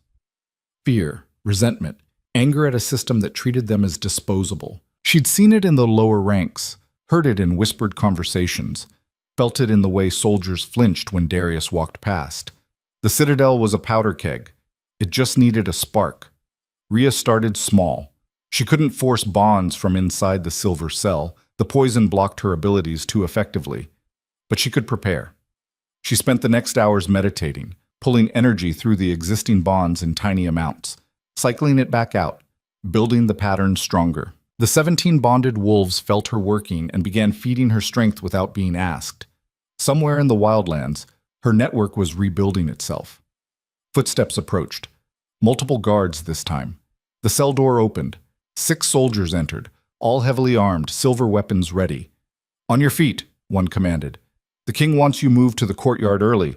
Make sure the platform's properly tested." They hauled her up roughly, keeping their distance like she might explode again. The silver chains cut into her wrists, but she didn't resist. Let them think she was broken. They dragged her through corridors she remembered from her escape, past the servant quarters, through the main halls where wolves stopped to stare, some with hatred, some with fear, a few with something that looked almost like hope. The courtyard was exactly as she remembered. Black stone, high walls, the platform where Darius had rejected her now rebuilt and expanded. 3 stakes had been added, one for her, one for each general. Dawn was maybe 2 hours away. The sky was still dark, but torches had been lit around the perimeter, casting everything in harsh orange light. The guards chained her to the center stake. The silver burned through her clothes, searing her skin. She gritted her teeth and didn't scream. "Comfortable?" one guard sneered. Rhea didn't answer. They left her there, posting sentries at every exit. Alone on the platform, she tested the chains. Solid, unbreakable. She wasn't getting free through physical strength. Good thing that wasn't the plan. An hour passed. Wolves began filing into the courtyard, hundreds of them, just like Kael had predicted. Soldiers, servants, craftsmen. The entire Citadel population forced to witness what happened to traitors. Rhea watched them gather, studying faces, reading body language. She was looking for something specific. There, a young soldier near the back. Barely more than a boy, his hands shaking as he gripped his spear. She could see it in his stance. He didn't want to be here. And there, a female servant with scars on her arms and hatred in her eyes. Not hatred for Rhea, for something else. And there, and there, and there. Dozens of them, maybe hundreds. Wolves who'd been beaten down, used up, discarded by a system that valued strength over everything else. Just like her. The 3 generals were brought out next, each chained to their stake. They looked worse than she'd expected, bruised, bloodied, barely able to stand, but their eyes were alert, tracking everything. Kael's gaze found hers. Through the bond, he asked, "Now?" "Not yet. Wait for my signal." Darius appeared on a balcony overlooking the courtyard. He was dressed in ceremonial armor, silver and black, designed to catch the torchlight and make him look untouchable. "Citizens of Thornhold," his voice boomed across the courtyard. "You're here to witness justice. These 4 stood against your king. They betrayed their oaths. They spread corruption and chaos, and now they will pay the price." The crowd was silent. Not agreement, just fear. At dawn, they will be executed, and their deaths will remind you all. There is no power greater than the Alpha's will, no bond stronger than your loyalty to this citadel. He gestured to a guard. Bring the silver blade. A sword was presented, pure silver, etched with runes meant to prevent healing. One cut from that, and even an alpha would die. Darius descended to the courtyard, the crowd parting before him like water. He approached the platform, the sword gleaming in his hand. "I'll start with the runt," he said. "Let her watch her bonded die first. Let her feel every death through those precious connections." He raised the sword toward Kael. Rhea reached out through the bonds and pulled. Not from the 17 wolves in the wildlands, not from her 3 generals. From everyone. Every wolf in the courtyard. Every soldier. Every servant. Every scared, angry, resentful soul who'd ever been cast aside by Darius's regime. She forced the bonds open. The courtyard exploded with psychic energy. Wolves screamed, some collapsed. Others grabbed their heads, overwhelmed by the sudden connection flooding their minds. Darius stumbled, the sword falling from his grip. "What?" Rhea spoke, and her voice echoed through every bond simultaneously, reaching hundreds of minds at once. "You've been told you're weak, that you're worthless, that the only thing that matters is power and dominance and blind obedience. But it's a lie." She could feel them now. All of them, their thoughts and fears and desperate hopes tangled with her own. The bonds weren't clean like the ones she'd formed carefully. They were raw, forced, painful, but they held. "You're not weak. You're survivors. Every one of you has endured things that would break lesser wolves. You've lived under a tyrant who treats you like tools to be used and thrown away. And you've had enough." Through the network, she felt resistance, confusion, but also recognition, because she was right, and they knew it. "I'm offering you a choice, the same choice I offered the rogues in the wildlands. Join me. Not because you have to, not because you're forced, but because you choose to. Because together, we can tear down everything that's kept you in chains." Darius was shouting orders, but his soldiers weren't moving. They were too overwhelmed by the bonds, by feeling hundreds of other minds pressed against their own. "Or," Rhea continued, "you can stay loyal to a king who would kill you without hesitation the moment you stopped being useful. The choice is yours." For a moment, nothing happened. Then the young soldier near the back, the one who'd been shaking, dropped his spear. The female servant stepped forward, and like a dam breaking, dozens more moved. They didn't attack. They didn't fight. They just chose. The bond solidified. One by one by 101. 50. 100. More. Each new bond added strength to the network, and Rhea pulled power from them all, cycling it back out in the pattern Mira had taught her. The energy built, amplified, became something sustainable. The silver chains around her wrists shattered. She stood, her whole body blazing with channeled power, and the courtyard fell silent. Darius backed away, his face twisted with disbelief. "This isn't possible. You can't—" "I just did." Rhea gestured, and the chains holding her 3 generals exploded into fragments. They stumbled forward, free, and she caught them with the bond, pushing healing energy through the connections until they could stand on their own. "Kill her!" Darius screamed at his remaining soldiers. "Kill them all!" Maybe half the soldiers moved to obey. The others stood frozen, torn between ingrained loyalty and the new bonds pulling them in a different direction. The courtyard erupted into chaos. Bonded soldiers threw down their weapons. Unbonded soldiers attacked. Servants scattered. The carefully ordered execution became a full-scale battle in seconds. Kael shifted first, his wolf form lean and furious. He tore into the nearest attacking soldier with savage efficiency. Brig followed, his massive form crushing 2 soldiers under his weight. Soren stayed human, his blades flashing as he moved through the chaos like a ghost. And Rhea stood at the center of it all, directing the bonded wolves through the network. She could feel every position, every thought, every move. It was overwhelming and perfect, and she'd never felt so alive. A soldier came at her with a silver blade. She caught his wrist, twisted, and sent power through the forced bond. His mind went blank for a moment, not destroyed, just paused.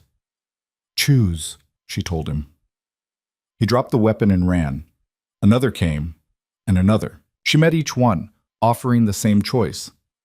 Fight or join? More chose to join than she'd expected. The tide was turning. Darius's loyal soldiers were being overwhelmed, not by superior strength, but by simple numbers. For everyone who fell, 2 more bonded wolves took their place. Darius saw it happening. saw his carefully constructed power structure crumbling in real time. He shifted. His wolf form was enormous, black and silver with eyes like ice. This was the alpha who'd ruled through fear and violence for 20 years. This was the wolf who'd rejected her and left her to die. He charged straight at Rhea. She didn't move. Instead, she pulled every ounce of power the network could provide and met him head on. They collided in the center of the courtyard, two opposing forces crashing together. Darius's raw strength against Rhea's networked power. He was stronger individually, faster, more experienced, but she had an army in her head. Every bonded wolf fed her strength. Every connection shared skills, Kael's speed, Brig's power, Soren's precision, and beyond them, the collective will of hundreds of wolves who decided they were done being afraid. Rhea's form shifted. Not fully wolf, but something between, enhanced, changed by the power flowing through her. She caught Darius's jaws as they snapped at her throat, holding them apart through sheer force of will. His claws raked her sides, but the wounds healed almost instantly, power drawn from the network faster than he could damage her. "You can't win," she said, her voice doubled by the bond echoing through every connected mind. "You're one wolf. I'm hundreds." Darius's eyes widened with understanding and fear. She drove her fist into his chest, putting the strength of the entire network behind the blow. Something cracked. He flew backwards, slamming into the stone platform hard enough to shatter it. When he tried to rise, Rhea was already there. She grabbed him by the throat, human hand on wolf throat, and lifted him off the ground. The courtyard went silent, every eye on them. "You taught me that the weak deserve what they get," Rhea said quietly. "That strength is the only thing that matters. That power justifies everything." Darius struggled, but weakly. She could feel his strength fading. "You were wrong." She could kill him. It would be easy. The network pulsed with the desire for it, hundreds of wolves who'd suffered under his rule wanting justice, but that would make her just like him. Instead, she threw him to the ground and severed every bond he'd ever formed, cutting him off from pack and power and everything that had made him king. "You're exiled," she said, "alone, just like you made me. Let's see how you survive." Darius lay there gasping, suddenly just a man. Not a king, not an alpha. Nobody. The remaining loyal soldiers saw it happen, saw their king broken and cast down. One by one, they dropped their weapons. The battle was over. Rhea stood in the center of the courtyard, her bonded wolves gathering around her. Hundreds of them now. The network hummed with shared consciousness, shared purpose. She looked up at the balcony where Darius had stood minutes before. The space was empty now. "The old order is done," she said, her voice carrying through the bond to every connected mind. "No more kings, no more hierarchy built on fear. From now on, we choose our own path." A cheer went up from the bonded wolves. Not everyone. Some were still processing what had just happened. But enough. More than enough. Kyle appeared beside her, shifted back to human form, blood streaking his skin. "What now?" Rhea looked at the citadel walls, at the wolves filling the courtyard, at the dawn just beginning to break over the horizon. "Now we rebuild. Everything." The next hours were chaos of a different kind. The citadel had to be secured. Loyalist soldiers who refused to stand down had to be contained but not killed. The unbonded wolves who chose to leave were allowed to go. Rhea wouldn't force anyone to stay. But more chose to stay than leave. By midday, nearly 500 wolves had bonded with her. The network was so vast now that Rhea had to create subgroups just to manage it, delegating control to Kael, Brig, and Soren, who each commanded sections of the whole. They found the lower cells where Darius had kept prisoners, wolves deemed too weak or too rebellious. Rhea freed everyone and offered them the bond. Most accepted. Rask arrived that evening with the settlement wolves who'd survived. He took one look at Rhea standing on the citadel steps, surrounded by hundreds of bonded wolves, and laughed. "I'll be damned. You actually did it." "Did you doubt me?" "Completely. But I'm glad to be wrong." He sobered. "We lost 11 in the escape. The hunters got them before they could reach safe ground." Rhea felt the grief hit her through the bonds. 11 lives she'd failed to save. "I'm sorry." "Don't be. They died fighting. That's more than they would have gotten under Darius." He looked around at the transformed citadel. So what's the plan? You're in charge now? No one's in charge. That's the point. Someone has to make decisions. Then we all make them. Together. Through the network. Rhea could feel the bonds pulsing with hundreds of different opinions, fears, hopes. It won't be easy. It probably won't even work half the time. But it's better than one wolf deciding the fate of thousands. Rask studied her for a long moment. You know there'll be other kings, other citadels. They're not going to like what you've built here. Let them come. We'll be ready. That night, Rhea stood on the highest tower of the citadel, looking out over the territory that had once belonged to Darius Thorn. Through the bonds, she could feel the 500 wolves settling in below. Some were sleeping. Some were talking, getting to know each other. Some were on patrol, watching for threats. But they were all connected, all part of something new. Kale found her there. You should rest. You've been awake for 2 days straight. Can't. Too much to do. The network can survive a few hours without you micromanaging it. She smiled. I'm not micromanaging. I'm just listening. He stood beside her, quiet for a moment. Then, what you did today. The psychic explosion, the mass bonding, breaking Darius with your bare hands. That was terrifying? I was going to say incredible. But, yes, also terrifying. Rhea looked at him. Are you afraid of me? A little, he admitted. You're powerful in a way that shouldn't exist. You could control all of us if you wanted to. Override our wills, turn us into puppets. I would never... I know. That's why I'm only a little afraid instead of a lot. He met her eyes. You had every reason to become just like him, to take power, and never let go. But you didn't. You gave us all a choice. It's the only choice that matters. Brig and Soren joined them on the tower. Both looked exhausted but satisfied. The eastern wing is secure, Brig reported.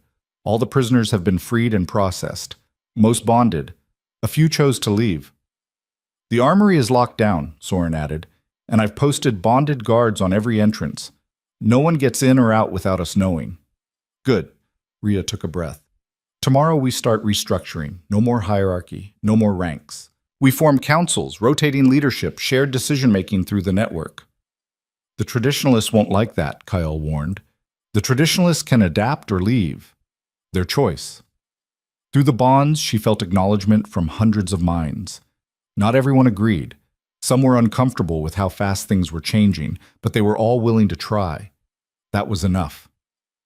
There's one more thing, Soren said quietly. Darius? He's still in the cells. What do we do with him? Rhea had been avoiding that question all day. The truth was, she didn't know. Killing him would be easy. Keeping him prisoner went against everything she was trying to build. We let him go. All three men stared at her. Are you serious? Brig asked. He'll come back. He'll raise an army, attack us. Maybe. Or maybe he'll spend the rest of his life as a broken, powerless exile. Either way, his fate is his own. Rhea turned to face them fully. I won't kill him. I won't imprison him, because the moment I do that, I become exactly what I'm fighting against. That's idealistic, Kael said carefully. It's necessary. If we're going to be different, we have to actually be different, not just in words. Soren nodded slowly. I'll have him escorted to the border at dawn, far enough that he can't make it back easily. Thank you. The sun was rising over the frontier, painting the sky in shades of gold and red. From the tower, Rhea could see for miles, the wildlands stretching endlessly in every direction, dotted with settlements and territories and citadels that didn't know yet what had happened here. But they would, soon. Word would spread.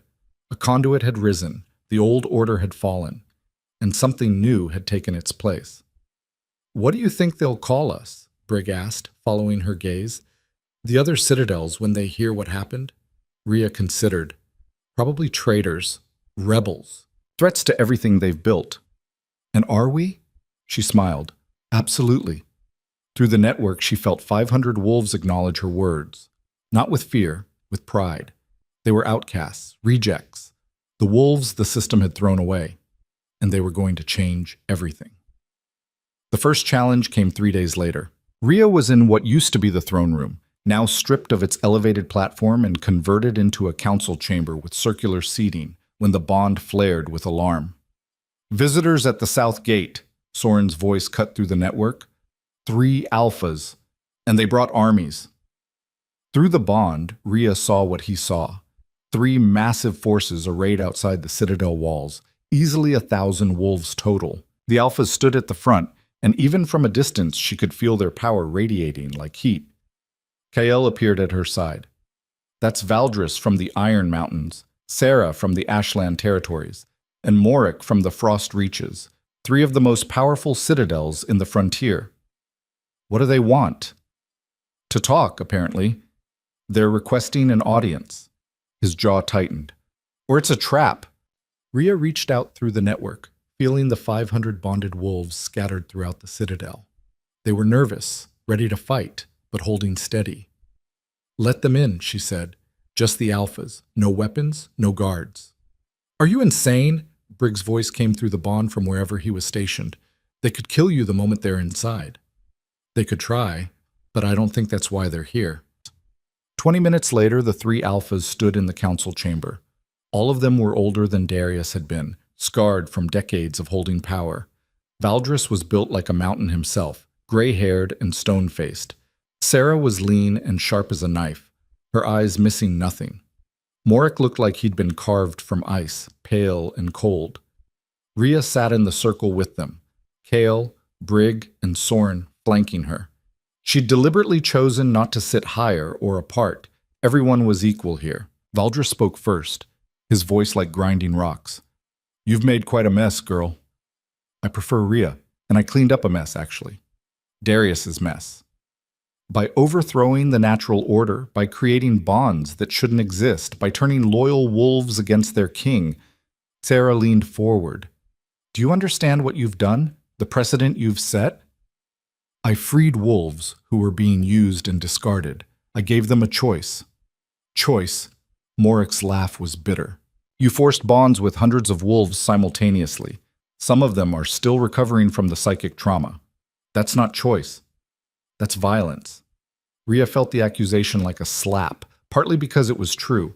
The mass bonding in the courtyard had been brutal, forced, necessary, but not gentle. You're right, she said quietly. What I did in the courtyard was violent. I forced connections that should have formed naturally. Some wolves are still suffering from it. She met each alpha's eyes in turn. But I also offered every single one of them the chance to sever the bond afterward, to walk away. And you know how many took that option?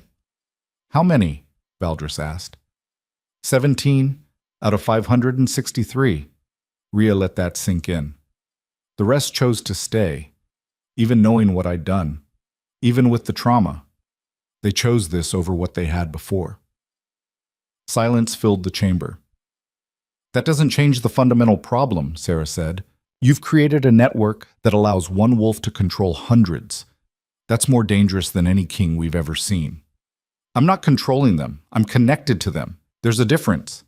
Is there? Can you prove it? Rhea stood and opened herself fully to the network, letting the bonds blaze visible through psychic resonance. All 3 alphas flinched, feeling the edges of it. Watch, she said. Through the network, she posed a question to every bonded wolf. Should we allow these 3 alphas to leave peacefully, or should we detain them as threats? The responses flooded back instantly. Some wanted detention, some wanted peace, some were undecided, but they were all individual voices, all making their own choices. Rhea showed the alphas the responses through the bond connection. I don't control them. I can feel them, guide them, share strength with them. But they think for themselves. They choose for themselves. Then you're weaker than a traditional pack, Morik said. Decisions by committee, chaos instead of order. You'll fall apart the moment you face real pressure. Maybe, or maybe we'll be stronger because we're not held together by fear. Valdris stood, his massive frame towering over the seated circle. You haven't answered the real question. What do you want, Rhea Varen? Why did you do all this? Rhea thought about it, about the courtyard and the rejection and the pain that had nearly killed her, about running through the wild lands, hunted and desperate, about the moment she'd decided to stop running and start fighting back. I want every wolf who's been called weak or worthless or a runt to know they're not. I want a world where you don't have to be the strongest or the most vicious to survive. I want to tear down the systems that made wolves like Darius possible in the first place. That's rebellion, Sarah said flatly. No, that's revolution. The three alphas exchanged looks. You're asking us to stand by while you dismantle everything we've built, Valdris said. I'm not asking for anything. You came here. What do you want? Another silence, heavier this time. Finally, Mork spoke. We want to know if you're going to come for our citadels next. If you're going to try to spread this network by force. I'm not going to force anyone, but if wolves come to me asking for bonds, asking to join, I won't turn them away. Rhea met his icy gaze. And if you try to stop them, if you punish wolves just for wanting something different, then yes, I'll come for you. That's a declaration of war, Sarah said. That's a promise of protection. The tension in the room was thick enough to cut. Through the network, Rhea felt her bonded wolves preparing for violence, felt Kael's hand moving toward his weapon, felt Soren calculating attack vectors. Then Valdris did something unexpected. He laughed. It was a deep, genuine sound that seemed to shake the walls. You've got spine, girl. I'll give you that. It's Rhea. Rhea, he corrected, still chuckling. You remind me of someone. My daughter, actually. She died 20 years ago in a challenge for alpha status. Wasn't strong enough to win, wasn't weak enough to survive losing. His expression sobered. She would have loved what you're building here. I'm sorry for your loss. Don't be. It was the system working as intended. But maybe... He looked at the other two alphas. Maybe the system is the problem. Sarah's eyes narrowed. You're not suggesting... I'm suggesting we watch. We wait. We see if this experiment of hers actually works. Valdris turned back to Rhea. You get 1 year. Prove you can maintain this network without it collapsing into chaos. Prove wolves can choose their own way without everything falling apart. Do that, and we'll consider treaties. And if I fail, then we come back with our armies and restore order, the traditional way. It wasn't an alliance, but it wasn't war either. It was a chance. 1 year, Rhea agreed. The three alphas left without ceremony. Their armies withdrew from the citadel walls, pulling back to neutral territory but not disbanding. Kael watched them go from the tower. They're going to watch everything we do, every mistake, every failure. They're waiting for us to fall apart. Then we don't fall apart. Easier said than done. You've got 500 wolves with different opinions, different backgrounds, different needs. How do you keep that unified? We don't. Rhea joined him at the railing. Unity isn't the goal. Connection is. They don't have to agree on everything. They just have to trust each other enough to work through the disagreements. And if they can't, then Valdris was right, and this was all a mistake.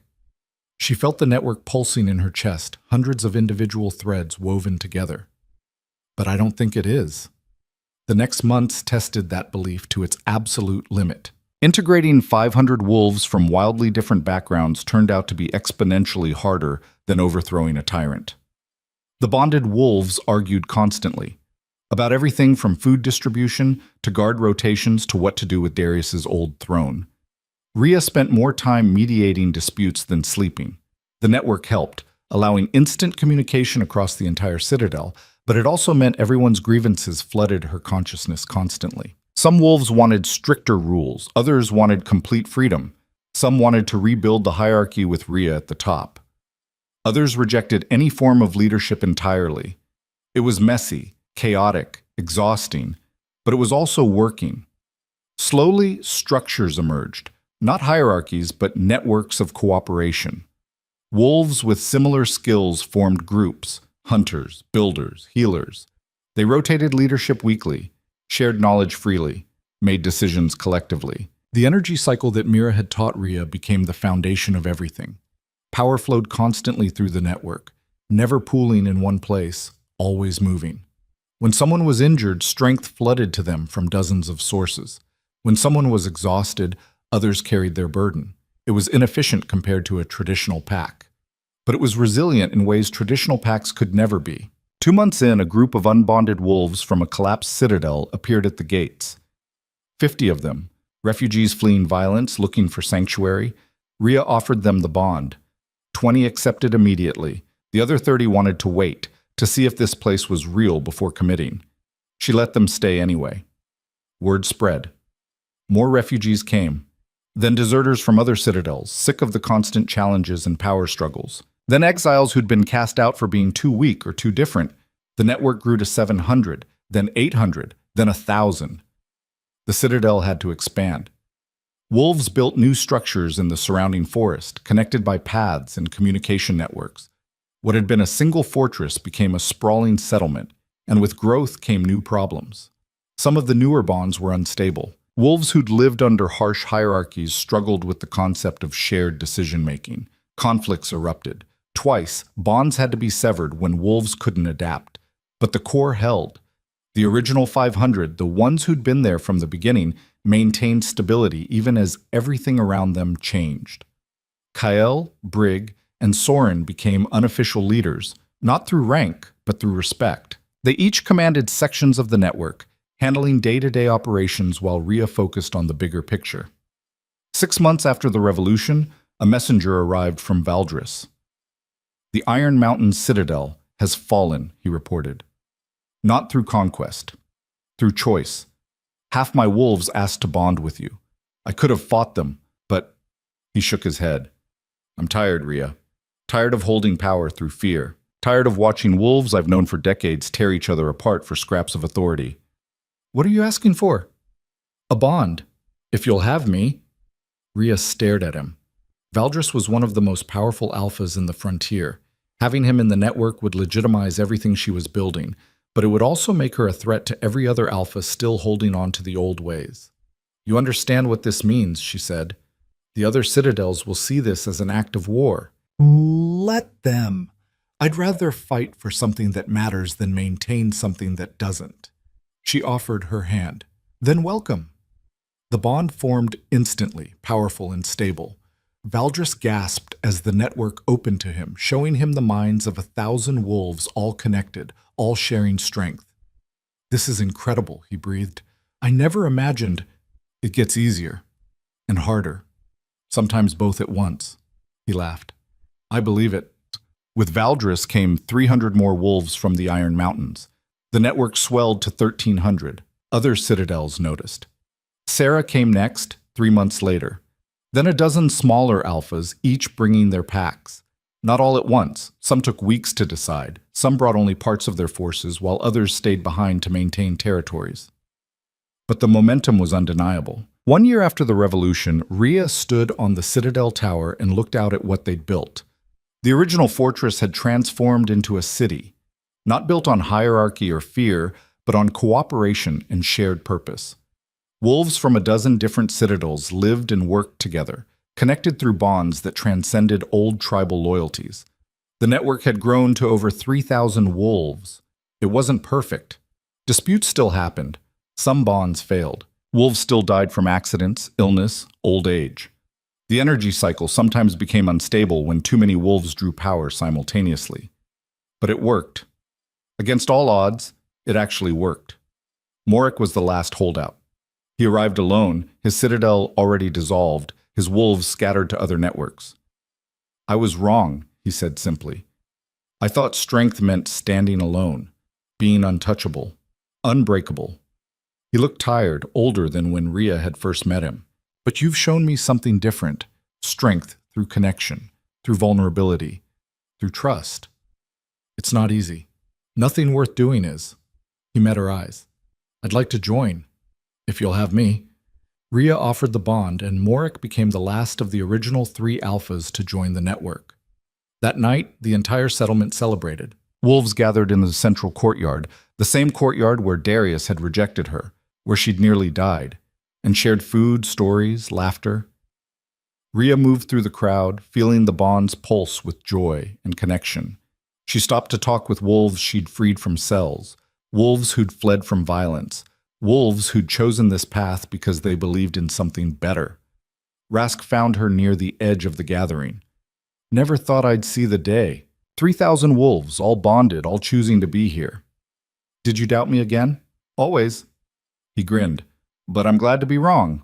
Again, Lissa approached, the old female wolf who'd been one of the first to bond back in the settlement. The council wants to know what happens now. We've accomplished what seemed impossible. Where do we go from here? It was a good question. They'd torn down the old system, built something new. But for what purpose? Rhea thought about the runt she'd been a year ago, dying in the rain, rejected and alone. She thought about every wolf who'd been called worthless, every life crushed under the weight of a system that valued strength over everything else. We spread, she said, not through conquest, through choice. We open our borders to anyone who wants something different. We build connections with other settlements, other territories. We prove that there's another way to live. Some will resist, Soren said, joining them. Some alphas will see us as a threat and attack. Then we defend ourselves. But we don't attack first. We don't force anyone to join. We just exist and let our existence challenge everything they think they know about power. Through the network, she felt acknowledgement from 3,000 minds. Not uniform agreement. There were still debates, still disagreements about tactics and strategy, but a shared commitment to the core idea. They were building something that had never existed before, a pack not bound by territory or bloodline or hierarchy. A network of wolves who chose each other day after day because they believed in what they were creating together. Kyle appeared beside her, watching the celebration. You know historians are going to write about this. The runt who overthrew a king, the conduit who changed the frontier. I hope they get it right. What do you mean? I hope they write about all of us, not just me. About Brig and Soren and you. About Rask and Lisa and Valdris and every single wolf who chose to join. Because this isn't about one person. It never was. Tell that to the 3,000 wolves who bonded with you specifically. Rhea smiled. They didn't bond with me because I'm special. They bonded because I gave them what everyone wants, a choice, a chance to be part of something bigger than themselves without losing themselves in the process. The celebration continued into the early morning. Wolves danced, sang, shared stories of where they'd come from and what they hoped to build. The network pulsed with warmth and connection and genuine joy. But as dawn approached, Rhea felt something else through the bonds. A flicker of warning from the wolves on patrol. She found Brig near the eastern gate. What is it? Messenger from the Shadow Peak Citadel. Says their alpha wants to meet. Alone. Shadow Peak? Rhea searched her memory. That's one of the largest citadels still operating under the old system. One of the harshest, too. Alpha Kristoff rules through absolute terror, makes Darius look gentle by comparison. Brig's expression was grim. This could be a trap. Or it could be a genuine attempt at dialogue. You can't possibly trust. I don't. But I have to at least listen. She agreed to meet Kristoff at neutral ground, a clearing halfway between their territories. She brought Kyle, Brig, and Soren, plus 20 bonded wolves as a precaution. Kristoff arrived with an equal number of guards. He was massive, even for an alpha, with scars covering every visible inch of skin and eyes like chips of black ice. So you're the conduit, he said without preamble. The one tearing down everything our ancestors built. I'm Rhea Varen, and I'm offering an alternative, not tearing anything down. You've corrupted over half the citadels in the frontier, turned loyal wolves against their alphas, spread weakness and chaos disguised as choice. His voice was cold. I'm here to give you one chance to stop before this becomes a real war. I'm not stopping, and I'm not forcing anyone. Wolves come to me because they want to. Because you manipulate them with your bonds, control their minds. I don't control anyone. The bonds are consensual, two-way, equal. Kristoff's laugh was harsh. There's no such thing as equal bonds. Someone always has more power, and in your network, that someone is you. You're wrong. Prove it. Sever your bonds right now. Walk away from your network and see how long it survives without you. The challenge hung in the air. Through the network, Rhea felt alarm from her bonded wolves. Kael's hand moved to his weapon. You want me to prove the network doesn't need me by abandoning it? Rhea said slowly. That's not proof. That's sabotage. It's the only way to know if what you've built is real or just another form of tyranny with a prettier face. He had a point. Rhea had spent a year building the network, maintaining it, guiding it. She'd never considered what would happen if she simply left. If I sever the bonds, she said, thousands of wolves lose their connection, their shared strength. Some might die from the shock. Then your network is just as fragile as I thought. Or maybe you're just trying to destroy something that threatens your power. Christoph's eyes narrowed. I'm trying to protect the frontier from collapse. Your experiment is doomed to fail. Better it fails now than after it spreads even further. Why are you really here? Rhea asked. If you just wanted to challenge me, you could have attacked. But you asked for a meeting. Why? For the first time, something flickered in Christoph's expression. Not quite uncertainty, but close. Because I've lost 30 wolves this month alone. All of them left to join your network, including my daughter. His voice dropped. She told me I was a tyrant, that she'd rather risk everything with you than spend one more day under my rule. There it was. The real reason. I'm sorry, Rhea said quietly. I know what it's like to be rejected by someone you care about. I don't want your pity. I want to know if you're worth what she's sacrificing to follow you. I can't answer that. Only she can. Then let me see.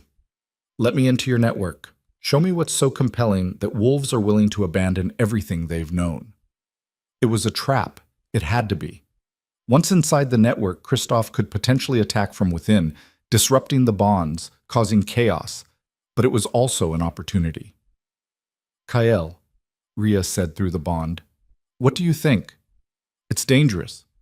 But if we can bring Shadowpeak into the network, that's almost 1,000 more wolves. Worth the risk. She turned to Christoph. I'll show you. But understand, once you're in, you'll feel everything. Every thought, every emotion, all 3,000 minds connected. It can be overwhelming. I can handle it, Rhea offered her hand. Christoph took it. The bond formed, and Christoph gasped. She'd been gentle with most bondings, easing wolves into the network gradually. But with Christoph, she opened it all at once, showed him everything. 3,000 minds, all thinking, feeling, choosing simultaneously. The energy cycle flowing between them like a living river.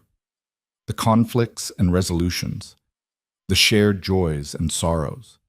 The absolute absence of forced obedience or fear-based control. It was beautiful and messy and chaotic, and it worked. Christoph's knees buckled. Rhea caught him, keeping the bond open, letting him feel it all. He couldn't finish the sentence. Real, Rhea supplied. It's real. And it's nothing like what you've been told. She showed him specific moments through the bond. Wolves making decisions collectively. Disputes resolved through consensus. Power flowing freely to whoever needed it most. And underlying it all, the simple truth that every single wolf in the network was there by choice. When she finally pulled back, Christoph was trembling. My daughter, he said hoarsely. She's in there. I can feel her. She's safe. Happy, I think. You can talk to her through the bond if you want. Christoph stood silent for a long moment. Then, what I've built at Shadowpeak. Everything I thought was strength. It's just fear, isn't it? Not just fear, control too. Isolation. Making wolves dependent on you so they can't imagine existing without you.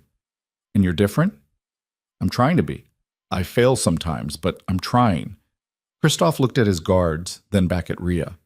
If I join your network, if I bring Shadowpeak's wolves, what happens to me? You become one of thousands, equal, connected. Your voice matters, but no more than anyone else's. I've been alpha for 35 years. I know, and giving that up will be the hardest thing you've ever done. He was quiet for a long time. Through the bond, Rhea could feel him wrestling with it. Decades of conditioning telling him to fight, to dominate, to never show weakness, versus the undeniable proof that there was another way. Finally, he spoke. I want to talk to my daughter first. Through the bond. Will you show me how? Rhea guided him through the connection, showing him how to find specific threads in the network. When he found his daughter's presence, she heard his sharp intake of breath. What passed between them was private. Rhea pulled back, giving them space. When Christoph returned his attention to the present, his eyes were wet. She says I've changed, that she can feel it through the bond, that I'm already different than I was 10 minutes ago. He looked at Rhea with something like wonder. Is that what this does? Changes us? It shows us what we could be, what we are when we're not trying to control everything. Christoph held out his hand. Shadow Peak joins the network, not because I'm forcing them, because I'm choosing this. And I'll trust them to make their own choices.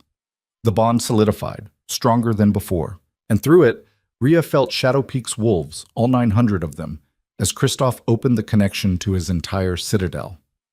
Not all of them joined immediately. Some were confused, some resisted, but most felt the change in their alpha and chose to follow. By sunset, the network held 4,700 wolves. The frontier would never be the same.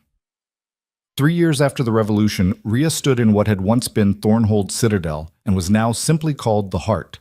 The fortress had been transformed beyond recognition.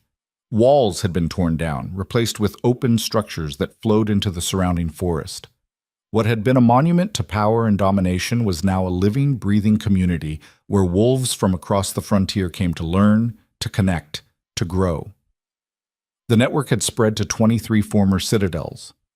Over 12,000 wolves were bonded, sharing strength and knowledge and purpose. It wasn't perfect. Bonds still failed sometimes. Wolves still argued, still struggled, still made mistakes. The energy cycle sometimes became unstable under extreme stress. And there were still alphas in the far reaches of the frontier who viewed the network as an existential threat. But it endured. Rhea was different too. The constant connection to thousands of minds had changed her in ways she was still discovering. She was stronger, yes, but also more vulnerable, more aware of pain and joy and everything in between. She rarely slept. The network didn't need her to micromanage anymore. It had developed its own rhythms, its own methods of self-regulation, but she still felt responsible for every wolf connected to her. Kale found her on the tower at dawn, watching the sun rise over the settlement. "You're thinking too much again," he said. "Someone has to." "No, they don't. That's the whole point of the network. Shared burden, shared everything." He stood beside her. "You need to rest. Actually rest. When was the last time you let yourself disconnect for more than an hour?" "I can't. If I disconnect, the whole thing might—" "It won't. We've tested it. Remember 3 months ago when you got sick? You were unconscious for 2 days and the network held perfectly." He was right. She'd been so focused on maintaining everything that she'd forgotten to trust what they'd built. "Okay," she said, "I'll try." She closed her eyes and gradually released her tight control over the network. It was terrifying at first, like stepping off a cliff. But the bonds held. The energy cycle continued flowing. Wolves across the entire network continued making decisions, solving problems, living their lives. They didn't need her to hold their hands, they just needed her to be part of the network. Not above it. Part of it. Rhea felt something loosen in her chest. A tension she'd been carrying for 3 years finally releasing. "Better?" Kale asked. "Yeah, better." Brigand Soren joined them on the tower. It had become their ritual, the 4 of them gathering at dawn, checking in, making sure they were all still functional. "The Southern Territories want to send ambassadors," Brig reported. 3 citadels that haven't joined the network yet but want to establish trade relations. That's progress. Or reconnaissance, Soren added. They could be gathering information for an attack. Or they could genuinely want peace. We won't know unless we let them try.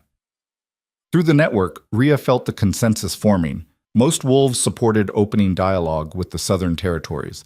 A minority wanted to remain isolated, protected. But the majority view won. That was how it worked now, not through her decree, but through collective decision. "Approve the ambassadors," she said. "Full access to the settlement. Show them everything. If they choose to attack after seeing what we've built, at least they'll know exactly what they're destroying." The ambassadors arrived 2 weeks later. They walked through the heart with visible disbelief, watching wolves from a dozen different territories working together, sharing resources, making decisions collectively. One of them, an older female alpha named Saren, pulled Rhea aside. "This shouldn't work," she said bluntly. "Everything I know about pack dynamics says this should have collapsed into chaos within months. It almost did, multiple times. But it didn't. Why?" Rhea thought about it. "Because we decided that being right wasn't as important as being together. Because we're willing to fail and learn and try again. Because no one here is trying to be perfect. We're just trying to be better than we were. Saren studied her for a long moment.